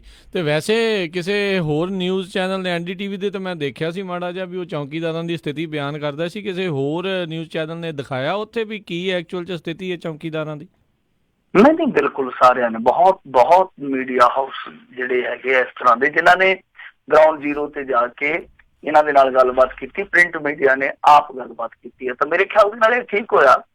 ਚਲੋ ਸਿਆਸਤ ਤੇ ਆਪਣੀ ਥਾਂ ਤੇ ਚੱਲਦੀ ਆ, ਇਸ ਨੁਕਤੇ ਤੇ ਨਹੀਂ ਉਹ ਕਿਸੇ ਹੋਰ ਨੁਕਤੇ ਤੇ ਚੱਲੂਗੀ। ਤਾਂ ਇਸ ਬਹਾਨੇ ਘੱਟੋ ਘੱਟ ਚੌਂਕੀਦਾਰਾਂ ਦੀਆਂ ਮੁਸ਼ਕਲਾਂ ਲੋਕਾਂ ਦੇ ਸਾਹਮਣੇ ਆਈਆਂ, ਕਿਸ ਤਰ੍ਹਾਂ ਉਹ ਸਾਰੀ ਰਾਤ ਜਾਗਦੇ ਆ 3000 5000 ਰੁਪਏ ਪਿੱਛੇ, ਤੇ ਫਿਰ ਦਿਨੇ 2-4 ਘੰਟੇ ਆਰਾਮ ਕਰਕੇ ਫਿਰ ਕੰਮ ਕਰਦੇ। ਤਾਂ ਚੌਂਕੀਦਾਰ ਦੀ ਇਹ ਲਾਈਫ ਆ। ਚੌਂਕੀਦਾਰ ਕਹਿਣਾ ਸੌਖਾ, ਚੌਂਕੀਦਾਰਾ ਕਰਨਾ ਬਹੁਤ ਔਖਾ। ਇਹ ਠੀਕ ਹੋਇਆ ਕਿ ਉਹਨਾਂ ਦੀਆਂ ਮੁਸ਼ਕਲਾਂ ਘੱਟੋ ਘੱਟ ਲੋਕਾਂ ਤੱਕ ਪਹੁੰਚੀਆਂ, ਕਿ ਜਿਨ੍ਹਾਂ ਨੇ ਟਵਿੱਟਰ ਹੈਂਡਲ ਤੇ ਨਾਂ ਲਿਖਿਆ ਹੋਇਆ ਚੌਕੀਦਾਰ, ਉਹ ਚੌਕੀਦਾਰ ਫਰਜ਼ੀ ਚੌਕੀਦਾਰ, ਅਸਲੀ ਚੌਕੀਦਾਰ ਉਹ ਆ ਜਿਹੜੇ ਰਾਤ ਬਰਾਤੇ ਜਾਨ ਤਲੀ ਤੇ ਤੜਕੇ ਘੁੰਮਦੇ ਆ ਪਰ ਲੋਕਾਂ ਦੇ ਜਾਨ ਦੀ ਮਾਲ ਦੀ ਹਿਫਾਜ਼ਤ ਕਰਦੇ। ਜੀ ਜੀ ਜੀ। ਅਗਲੀ ਗੱਲ ਕਰਦੇ, ਕਹਿੰਦੇ ਨਵਜੋਤ ਸਿੱਧੂ ਨੇ ਕਾਂਗਰਸ ਨੂੰ ਕਸੂਤੀ ਕਹਿੰਦੇ ਫਸਾਤਾ ਆ, ਦਿੱਤਾ ਵੱਡਾ ਬਿਆਨ। ਕਿਤੇ ਆ ਕੇ ਇੱਥੇ ਕਨਫਿਊਜ਼ਨ ਹੋ ਜਾਂਦੀ ਹੈ ਨਾ ਕਿ ਨਵਜੋਤ ਸਿੱਧੂ ਹੁਣ ਕੌਰ ਤੇ ਸਿੰਘ ਵਿੱਚ ਨਾ ਹੋਵੇ ਤੇ ਬੰਦਾ ਦੁਬਦਾ ਚ ਹੋ ਜਾਂਦਾ। ਇੱਕ ਨੂੰ ਘਰ ਚ ਜਾ ਕੇ ਕੋਈ ਆਵਾਜ਼ ਮਾਰੇ ਕਿ ਨਵਜੋਤ ਸਿੱਧੂ, ਤੇ ਮੇਰੇ ਖਿਆਲ ਦੇ ਨਾਲ ਦੋਵੇਂ ਇੱਕੋ ਵਾਰੀ ਬੋਲ ਪੈਣਗੇ ਕਿ ਹਾਂ ਆਇਆ। ਇਹ ਨਵਜੋਤ ਸਿੱਧੂ ਜਿਹੜੇ ਹੈ ਉਹ ਡਾਕਟਰ ਨਵਜੋਤ ਕੌਰ ਸਿੱਧੂ ਹੈ ਤਾਂ ਜਿਹਦੀ ਗੱਲ ਹੋ ਰਹੀ ਆ। ਦਰਅਸਲ ਤੁਹਾਨੂੰ ਪਤਾ ਹੀ ਆ ਕਿ ਇਹਨਾਂ ਨੇ ਚੰਡੀਗੜ੍ਹ ਦੇ ਵਿੱਚ ਜਾ ਕੇ ਹੁਣ ਡੰਡਾ ਡੇਰਾ ਜਮਾਇਆ ਹੋਇਆ ਕਿ ਅਸੀਂ ਇੱਥੋਂ ਇਲੈਕਸ਼ਨ ਲੜਨਾ। ਤੇ ਕਮਾਲ ਦੀ ਗੱਲ ਹੈ ਕਿ ਅੱਜ ਇਹਨਾਂ ਨੇ ਸ਼ਰੇਆਮ ਐਲਾਨ ਕਰ ਦਿੱਤਾ ਕਿ ਜੇ ਚੋਣ ਲੜਨੀ ਆ ਤੇ ਚੰਡੀਗੜ੍ਹ ਤੋਂ ਲੜਾਂਗੇ, ਤੇ ਜੇ ਤੁਸੀਂ ਆਖੋਗੇ ਕਿਤੇ ਜਾ ਕੇ ਹੋਰ ਚੋਣ ਲੜੋ ਤੇ ਆਧਾ ਚਿੱਟਾ ਜਵਾਬ ਦੇਣਾ। ਤੇ ਕਹਿੰਦਾ ਭਾਵ ਆ ਕਿ ਉਹਨਾਂ ਨੇ ਸਾਫ਼ ਤੌਰ ਤੇ ਇਨਕਾਰ ਕਰ ਦਿੱਤਾ ਕਿ ਉਹ ਕਿਤੇ ਹੋਰ ਜਾ ਕੇ ਚੋਣ ਲੜਨਗੇ, ਕਿਉਂਕਿ ਵਿੱਚੋਂ ਚਰਚਾਵਾਂ ਇਹ ਚੱਲਦੀਆਂ ਕਿ ਪਵਨ ਬਾਂਸਲ ਨੂੰ ਟਿਕਟ ਦਿੱਤੀ ਜਾ ਸਕਦੀ ਹੈ ਚੰਡੀਗੜ੍ਹ ਤੋਂ, ਕਿਉਂਕਿ ਪੁਰਾਣਾ ਨੇਤਾ, ਹਾਲਾਂਕਿ ਜਦੋਂ ਰੇਲ ਮੰਤਰੀ ਸੀਗਾ ਤੇ ਜੋ ਸਕੈਮ ਨਿਕਲ ਆਇਆ ਸੀਗਾ ਉਹਨੇ ਬੜੀ ਬਦਨਾਮੀ ਕੀਤੀ ਸੀ, ਇਹਦਾ ਉਹਦਾ ਜਿਹੜਾ ਉਹ ਖੋਲਿਆ ਸੀਗਾ ਉਹ ਸਕੈਮ। ਤਾਂ ਦੂਸਰੇ ਪਾਸੇ ਇਹ ਵੀ ਇੱਕ ਚਰਚਾ ਚੱਲੀ ਸੀਗੀ ਕਿਉਂਕਿ ਪਵਨ ਬਾਂਸਲ ਦਾ ਜਿਹੜਾ ਜੱਦੀ ਜ਼ਿਲ੍ਹਾ ਹੈ ਉਹ ਸੰਗਰੂਰ ਆ, ਤਾਂ ਹੋ ਸਕਦਾ ਪਵਨ ਬਾਂਸਲ ਨੂੰ ਇੱਧਰ ਲਿਆਂਦਾ ਜਾਵੇ। ਪਰ ਇੱਕ ਚਰਚਾ ਵੀ ਸੀਗਾ ਕਿ ਬੀਬੀ ਨਵਜੋਤ ਕੌਰ ਸਿੱਧੂ ਨੂੰ ਅੰਮ੍ਰਿਤਸਰ ਕੀਤਾ ਜਾ ਸਕਦਾ। ਵੈਸੇ ਵੀ ਸਿੱਧੂ ਜੋੜਾ ਆਮ ਹੀ ਕਹਿੰਦਾ ਕਿ ਅੰਮ੍ਰਿਤਸਰ ਨਹੀਂ ਛੱਡਣਾ। ਤਾਂ ਹੁਣ ਇਹਨਾਂ ਨੇ ਸਾਫ਼ ਕਰ ਦਿੱਤਾ ਕਿ ਅਸੀਂ ਅੰਮ੍ਰਿਤਸਰ ਨਹੀਂ ਜਾਣਾ, ਮਤਲਬ ਕਿ ਨਵਜੋਤ ਕੌਰ ਸਿੱਧੂ ਨੇ ਸਾਫ਼ ਕਹਿ ਦਿੱਤਾ ਕਿ ਅੰਮ੍ਰਿਤਸਰ ਨਹੀਂ ਜਾਵਾਂਗੇ। ਹਾਲਾਂਕਿ ਉਹਨਾਂ ਨੇ ਨਾਂ ਨਹੀਂ ਲਿਆ ਪਰ ਇਹ ਸਾਫ਼ ਕਰ ਦਿੱਤਾ, ਇਹ ਕਲੀਅਰ ਕਰ ਦਿੱਤਾ ਕਿ ਹੋਰ ਕਿਤੋਂ ਇਲੈਕਸ਼ਨ ਨਹੀਂ ਲੜਨਾ। ਤਾਂ ਦੇਖਦੇ ਹੁਣ ਅੱਗੇ ਕੀ ਬਣਦਾ। ਤਾਂ ਸਥਿਤੀ ਜਿਹੜੀ ਆ ਉਹ ਕਾਂਗਰਸੀਆਂ ਦੀ ਬਹੁਤ ਕਸੂਤੀ ਹੋ ਜਾਣੀ ਆ। ਇਸੇ ਕਰਕੇ ਸ਼ਾਇਦ ਤੁਸੀਂ ਦੇਖੋਗੇ ਕਿ ਇਹ ਅਕਾਲੀਆਂ ਵੱਲ ਵੇਖਣ ਡਏ ਆ, ਅਕਾਲੀ ਇਹਨਾਂ ਵੱਲ ਵੇਖਣ ਡਏ ਆ, ਐਲਾਨ ਨਹੀਂ ਕੁਛ ਵੀ ਕਰਨ ਡਏ। ਹਾਂ ਅੰਦਰ ਖਾਤੇ ਕੁਛ ਇਹਨਾਂ ਨੇ ਹਰੀਆਂ ਝੰਡੀਆਂ ਜ਼ਰੂਰ ਕੀਤੀਆਂ, ਪਰ ਜਿੱਥੇ ਜਿੱਥੇ ਅੜਫਸੀ ਵਾਲਾ ਮਸਲਾ ਉੱਥੇ ਇਹ ਹਾਲੇ ਮੱਥਾ ਖਪਾਈ ਕਰਨ ਡਏ ਕਿ ਕਿਸ ਤਰ੍ਹਾਂ ਹੱਲ ਕੱਢਿਆ ਜਾਵੇ, ਕਿਉਂਕਿ ਇਹਨਾਂ ਦੇ ਵਿੱਚ ਇੱਕੋ ਦਮ ਚਿੰਗਿਆੜੀ ਜ਼ਰੂਰ ਇੱਕ ਵਾਰੀ ਮੰਗਣੀ ਆ, ਉਹ ਭਾਂਬੜ ਬਣਦੀ ਹੈ ਜਾਂ ਫਿਰ ਬੁਝਾ ਲਈ ਜਾਂਦੀ ਹੈ ਬਾਅਦ ਦੀ ਗੱਲ ਹੈ, ਕਿਉਂਕਿ ਇੱਕ ਨਾਰ ਦੇ ਥਾਂ ਤੇ 36 ਬਿਮਾਰ ਬੈਠੇ। ਜੀ ਜੀ। ਅਗਲੀ ਗੱਲ ਕਰਦੇ, ਕਹਿੰਦੇ ਹਰਸਿਮਰਤ ਖਿਲਾਫ ਚੋਣ ਲੜਨ ਲਈ ਸੁਖਬੀਰ ਬਾਦਲ ਨੇ ਵਗਾਰਿਆ ਭਗਵੰਤ ਮਾਨ। ਦੇਖੋ ਕਹਿੰਦੇ ਹੋਣੇ ਕਿ ਹੁਣ ਤੇ ਵੱਧ ਤੋਂ ਵੱਧ ਆ ਜਾਣ ਇਸ ਵੇਲੇ ਦੇ ਵਿੱਚ ਜਿਹੜੀਆਂ ਵੋਟਾਂ ਵੰਡੀਆਂ ਜਾਣ, ਇਹ ਵੀ ਇੱਕ ਫਾਇਦਾ ਹੋ ਸਕਦਾ। ਪਰ ਇਹਦਾ ਸੰਕੇਤ ਤੇ ਮੇਰੇ ਖਿਆਲ ਦੇ ਨਾਲ ਇਹੋ ਆ ਕਿ ਬਠਿੰਡਾ ਤੋਂ ਲਗਭਗ ਬੀਬਾ ਹਰਸਿਮਰਤ ਕੌਰ ਬਾਦਲ ਦੀਆਂ ਤਿਆਰੀਆਂ ਨੇ। ਹਾਲਾਂਕਿ ਕੁਛ ਲੋਕ ਫਿਰੋਜ਼ਪੁਰ ਤੋਂ ਉਹਨਾਂ ਦੇ ਚੋਣ ਲੜਨ ਬਾਰੇ ਕਿਆਫੇ ਲਾਉਂਦੇ ਆ, ਪਰ ਮੈਨੂੰ ਲੱਗਦਾ ਕਿ ਬਠਿੰਡੇ ਤੋਂ ਹੀ ਲੜਨਗੇ, ਕਿਉਂਕਿ ਇੱਕਾ ਦੁੱਕਾ ਜੇ ਆਪਾਂ ਟਾਈਮ ਦੇਖੀਏ, ਇਸ਼ਾਰੇ ਦੇਖੀਏ, ਉਹ ਇਸੇ ਗੱਲ ਤੇ ਮੋਹਰ ਲਾਉਂਦੇ ਆ ਕਿ ਬੀਬਾ ਹਰਸਿਮਰਤ ਕੌਰ ਬਾਦਲ ਬਠਿੰਡੇ ਤੋਂ ਹੀ ਚੋਣ ਲੜਨਗੇ, ਕਿਉਂਕਿ ਉਹਨਾਂ ਨੇ ਦੱਸਦੇ ਆ ਕਿ ਬਠਿੰਡੇ ਦੇ ਵਿੱਚ ਆਪਣਾ ਜਿਹੜਾ ਬਾਦਲ ਰੋਡ ਤੇ ਦਫ਼ਤਰ ਆ ਉਹਦੀ ਮੁਰੰਮਤ ਕਰਨੀ ਸ਼ੁਰੂ ਕਰ ਦਿੱਤੀ ਹੈ, ਨਵਾਂ ਫਰਨੀਚਰ ਵੀ ਉੱਥੇ ਆਇਆ। ਤਾਂ ਜਿਹੜੀ ਹਿਲਜੁਲ ਹੋਈ ਉਹ ਸੰਕੇਤ ਦਿੰਦੀ ਆ ਕਿ ਉੱਥੇ ਤਿਆਰੀਆਂ ਕੀਤੀਆਂ ਜਾ ਰਹੀਆਂ। ਬਾਕੀ ਐਨ ਮੌਕੇ ਤੇ ਕਈ ਵਾਰ ਫੈਸਲੇ ਪਲਟ ਵੀ ਲੈ ਜਾਂਦੇ ਆ। ਤਾਂ ਖੈਰ ਸੁਖਬੀਰ ਸਿੰਘ ਬਾਦਲ ਨੇ ਅੱਜ ਭਗਵੰਤ ਮਾਨ ਨੂੰ ਇਹ ਜਿਹੜੀ ਚੁਣੌਤੀ ਦਿੱਤੀ ਆ ਕਿ ਉਹ ਬੀਬਾ ਹਰਸਿਮਰਤ ਕੌਰ ਬਾਦਲ ਦੇ ਖਿਲਾਫ ਆ ਕੇ ਚੋਣ ਲੜ ਲੈਣ, ਤਾਂ ਮੇਰੇ ਖਿਆਲ ਦੇ ਨਾਲ ਉਹਨਾਂ ਨੇ ਤਕਰੀਬਨ ਸਾਫ਼ ਕਰ ਦਿੱਤਾ, ਕਿਉਂਕਿ ਉਹਨਾਂ ਨੇ ਜਿਹੜੀ ਗੱਲ ਕਹੀ ਆ ਨਾ, ਉਹ ਕਹਿੰਦੇ ਆ ਕਿ ਇੱਥੇ ਸੁਖਪਾਲ ਖਹਿਰਾ ਵੀ ਐਲਾਨ ਕਰੀ ਬੈਠਾ ਬਠਿੰਡੇ ਤੋਂ, ਤਾਂ ਭਗਵੰਤ ਮਾਨ ਵੀ ਆ ਜਾਏ। ਤੇ ਇਹਦਾ ਮਤਲਬ ਹੈ ਕਿ ਸੁਖਬੀਰ ਸਿੰਘ ਬਾਦਲ ਵੀ ਤੈਅ ਕਰੀ ਬੈਠੇ ਕਿ ਅਸੀਂ ਬਠਿੰਡੇ ਦੇ ਵਿੱਚ ਹੀ ਜਾ ਕੇ ਝੰਡਾ ਗੱਡਣਾ। ਤਾਂ ਹੁਣ ਦੇਖਣਾ ਇਹ ਦਿਲਚਸਪ ਹੋਊਗਾ ਕਿ ਅੱਗੋਂ ਭਗਵੰਤ ਮਾਨ ਕੀ ਪ੍ਰਤੀਕਰਮ ਦਿੰਦਾ। ਉਹ ਚੁੱਪ ਰਹੂਗਾ ਜੀ, ਮੇਰੇ ਖਿਆਲ ਦੇ ਨਾਲ ਉਮੀਦ ਬੜੀ ਘੱਟ ਆ, ਉਹ ਪ੍ਰਤੀਕਰਮ ਜ਼ਰੂਰ ਦੇਊਗਾ। ਤਾਂ ਇੱਕ ਵਾਰੀ ਉਹ ਆ ਕੇ ਚੋਣ ਸੁਖਬੀਰ ਸਿੰਘ ਬਾਦਲ ਦੇ ਉੱਤੇ ਲੜ ਵੀ ਚੁੱਕਾ। ਸੁਖਪਾਲ ਖਹਿਰਾ ਬਠਿੰਡੇ ਆ ਰਿਹਾ, ਪਰ ਮੈਨੂੰ ਨਹੀਂ ਲੱਗਦਾ ਕਿ ਭਗਵੰਤ ਮਾਨ ਬਠਿੰਡੇ ਆਊਗਾ, ਉਹ ਪਹਿਲਾਂ ਹੀ ਡਿਨਾਈ ਕਰ ਚੁੱਕਾ ਇਸ ਚੀਜ਼ ਨੂੰ। ਪਰ ਸੁਖਬੀਰ ਸਿੰਘ ਬਾਦਲ ਦਾ ਇਹ ਗੱਲ ਕਹਿਣੀ ਕਿ ਹਾਂ ਭਾਈ ਆ ਜਾਵੇ, ਭਗਵੰਤ ਮਾਨ ਵੀ ਆ ਜਾਵੇ, ਸੁਖਪਾਲ ਖਹਿਰਾ ਵੀ ਆਇਆ ਪਿਆ, ਅਸੀਂ ਇਹਨਾਂ ਸਾਰਿਆਂ ਨੂੰ ਮਾਰ ਕੇ ਰੱਖ ਦਿਆਂਗੇ, ਤਾਂ ਇਹ ਆਪਣੇ ਆਪ ਦੇ ਵਿੱਚ ਸੰਕੇਤ ਆ ਕਿ ਸ਼ਾਇਦ ਬੀਬਾ ਹਰਸਿਮਰਤ ਕੌਰ ਬਾਦਲ ਲਈ ਬਠਿੰਡੇ ਦੀ ਤਿਆਰੀ ਪੂਰੀ ਹੋ ਚੁੱਕੀ ਆ। ਪਰ ਦੂਜੇ ਪਾਸੇ ਇੱਕ ਨਵੀਂ ਚੀਜ਼ ਵੀ ਅੱਜ ਵਾਪਰੀ ਆ। ਨਵੀਂ ਚੀਜ਼ ਇਹ ਵਾਪਰੀ, ਤੁਹਾਨੂੰ ਯਾਦ ਹੋਣਾ ਕਿ ਸਦਨ ਦੇ ਵਿੱਚ ਰੌਲਾ ਪੈ ਗਿਆ ਸੀ। ਇੱਕ ਵਾਰੀ ਚੰਨੀ ਨੇ ਆਖਿਆ ਸੀਗਾ ਕਿ ਜੇ ਪ੍ਰਧਾਨ ਤੂੰ ਅੰਮ੍ਰਿਤ ਛਕਿਆ ਤੇ ਮੈਨੂੰ ਗਾਤਰਾ ਦਿਖਾ, ਤਾਂ ਸੁਖਬੀਰ ਸਿੰਘ ਬਾਦਲ ਉੱਥੇ ਗਾਤਰਾ ਨਹੀਂ ਸੀ ਦਿਖਾ ਪਾਏ। ਅਗਰ ਸੁਖਜਿੰਦਰ ਸਿੰਘ ਰੰਧਾਵਾ ਨੇ ਇੱਥੋਂ ਤੱਕ ਕਿਹਾ ਸੀਗਾ ਕਿ ਇਹਨੂੰ ਅਕਾਲ ਤਖ਼ਤ ਤੇ ਤਲਬ ਕੀਤਾ ਜਾਵੇ ਪ੍ਰਧਾਨ ਨੂੰ, ਕਿਉਂਕਿ ਇਹ ਕਕਾਰਾਂ ਦੇ ਧਾਰਨੀ ਨਹੀਂ, ਇਹਨਾਂ ਨੇ ਅੰਮ੍ਰਿਤ ਛਕ ਕੇ ਭੰਗ ਕੀਤਾ ਵਾ। ਅੱਜ ਇੱਥੇ ਦਿੜਵੇ ਗਏ ਸੀਗੇ ਕਿਉਂਕਿ ਸੰਗਰੂਰ ਦੇ ਵਿੱਚ ਹੀ ਆ ਪਿਛਲੇ 2-3 ਦਿਨਾਂ ਤੋਂ, ਕਿਉਂਕਿ ਸੰਗਰੂਰ ਵੀ ਇਹਨਾਂ ਲਈ ਇੱਕ ਪੇਚ ਫਸਿਆ ਹੋਇਆ। ਤਾਂ ਉੱਥੇ ਜਦੋਂ ਗਏ ਆ ਦਿੜਵੇ ਤਾਂ ਇਹਨਾਂ ਨੇ ਕਕਾਰ ਧਾਰਨ ਕੀਤੇ ਹੋਏ ਸੀਗੇ, ਮਤਲਬ ਕਿ ਕਿਰਪਾਨ ਪਹਿਨੇ ਹੋਏ, ਜਿਹੜੀ ਕਿ ਦਿਖ ਰਹੀ ਸੀ ਉੱਤੋਂ ਦੀ, ਯਾਨੀ ਦਿਖਾਈ ਜਾ ਰਹੀ ਸੀ, ਕਹਿਣ ਦਾ ਭਾਵ ਹੈ। ਉਹ ਨਾ ਸਿਰਫ ਚੰਨੀ ਨੂੰ ਜਵਾਬ ਸੀਗਾ, ਨਾ ਸਿਰਫ ਸੁਖਜਿੰਦਰ ਸਿੰਘ ਰੰਧਾਵਾ ਨੂੰ ਜਵਾਬ ਸੀਗਾ, ਬਲਕਿ ਲੋਕਾਂ ਨੂੰ ਵੀ ਦਿਖਾਇਆ ਜਾ ਰਿਹਾ ਸੀਗਾ ਕਿ ਪ੍ਰਧਾਨ ਜੀ ਅੰਮ੍ਰਿਤਧਾਰੀ ਹਨ। ਕਦੋਂ ਤੋਂ ਹਨ ਇਹ ਨਹੀਂ ਮੈਂ ਕੁਝ ਕਹਿ ਸਕਦਾ, ਪਰ ਦਿਖਾਇਆ ਜਾ ਰਿਹਾ। ਤੋ ਇਹ ਆਪਣੇ ਆਪ ਦੇ ਵਿੱਚ ਇੱਕ ਨਵਾਂ ਅੱਜ ਦੇਖਣ ਨੂੰ ਮਿਲਿਆ ਨਮੂਨਾ ਕਿ ਸੁਖਬੀਰ ਸਿੰਘ ਬਾਦਲ ਬੜੀ ਸੰਜੀਦਗੀ ਦੇ ਨਾਲ ਹੁਣ ਧਰਤੀ ਤੇ ਉਤਰੇ, ਧਰਾਤਲ ਤੇ ਉਤਰੇ ਆ, ਉਸ ਕਾਡਰ ਨੂੰ ਇਕਜੁੱਟ ਕਰਨ ਵਾਸਤੇ, ਜਿਸ ਕਾਡਰ ਨੇ ਅਕਾਲੀ ਦਲ ਵਾਸਤੇ ਹਮੇਸ਼ਾ ਕੁਰਬਾਨੀਆਂ ਵੀ ਕੀਤੀਆਂ, ਵੋਟ ਵੀ ਕੀਤਾ, ਪਰ ਪਿਛਲੇ ਕੁਝ ਸਮੇਂ ਤੋਂ ਕਾਡਰ ਹੈ ਜਿਹੜਾ ਉਹ ਨਾ ਸਿਰਫ ਖਿਸਕਿਆ ਬਲਕਿ ਡੀਮੋਰਲਾਈਜ਼ ਵੀ ਹੋਇਆ। ਜੀ ਜੀ ਬਿਲਕੁਲ।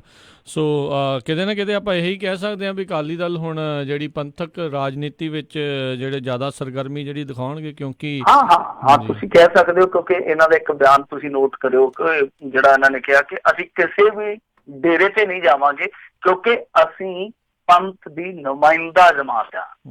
ਤਾਂ ਕਹਿਣ ਦਾ ਭਾਵ ਇਹ ਆ ਕਿ ਇੱਕ ਚੀਜ਼ ਇਹ ਕਹਿਣੀ ਕਿ ਅਸੀਂ ਕਿਸੇ ਵੀ ਡੇਰੇ ਤੇ ਨਹੀਂ ਜਾਵਾਂਗੇ ਕਿਉਂਕਿ ਅਸੀਂ ਪੰਥਕ ਪਾਰਟੀ ਹਾਂ, ਤਾਂ ਦੂਸਰੇ ਪਾਸੇ ਕਕਾਰਾਂ ਦਾ ਤਾਰ ਨਹੀਂ ਹੋਣਾ। ਇਹ ਆਪਣੇ ਆਪ ਦੇ ਵਿੱਚ ਬਿਲਕੁਲ ਸਾਫ਼ ਸੰਕੇਤ ਆ ਕਿ ਅਕਾਲੀ ਦਲ ਦੀ ਫਿਰ ਵੋਟ ਜਿਹੜੀ ਆ ਉਹ ਹੁਣ ਪੰਥਕ ਵੋਟ ਵੱਲ ਮੁੜੀ ਆ।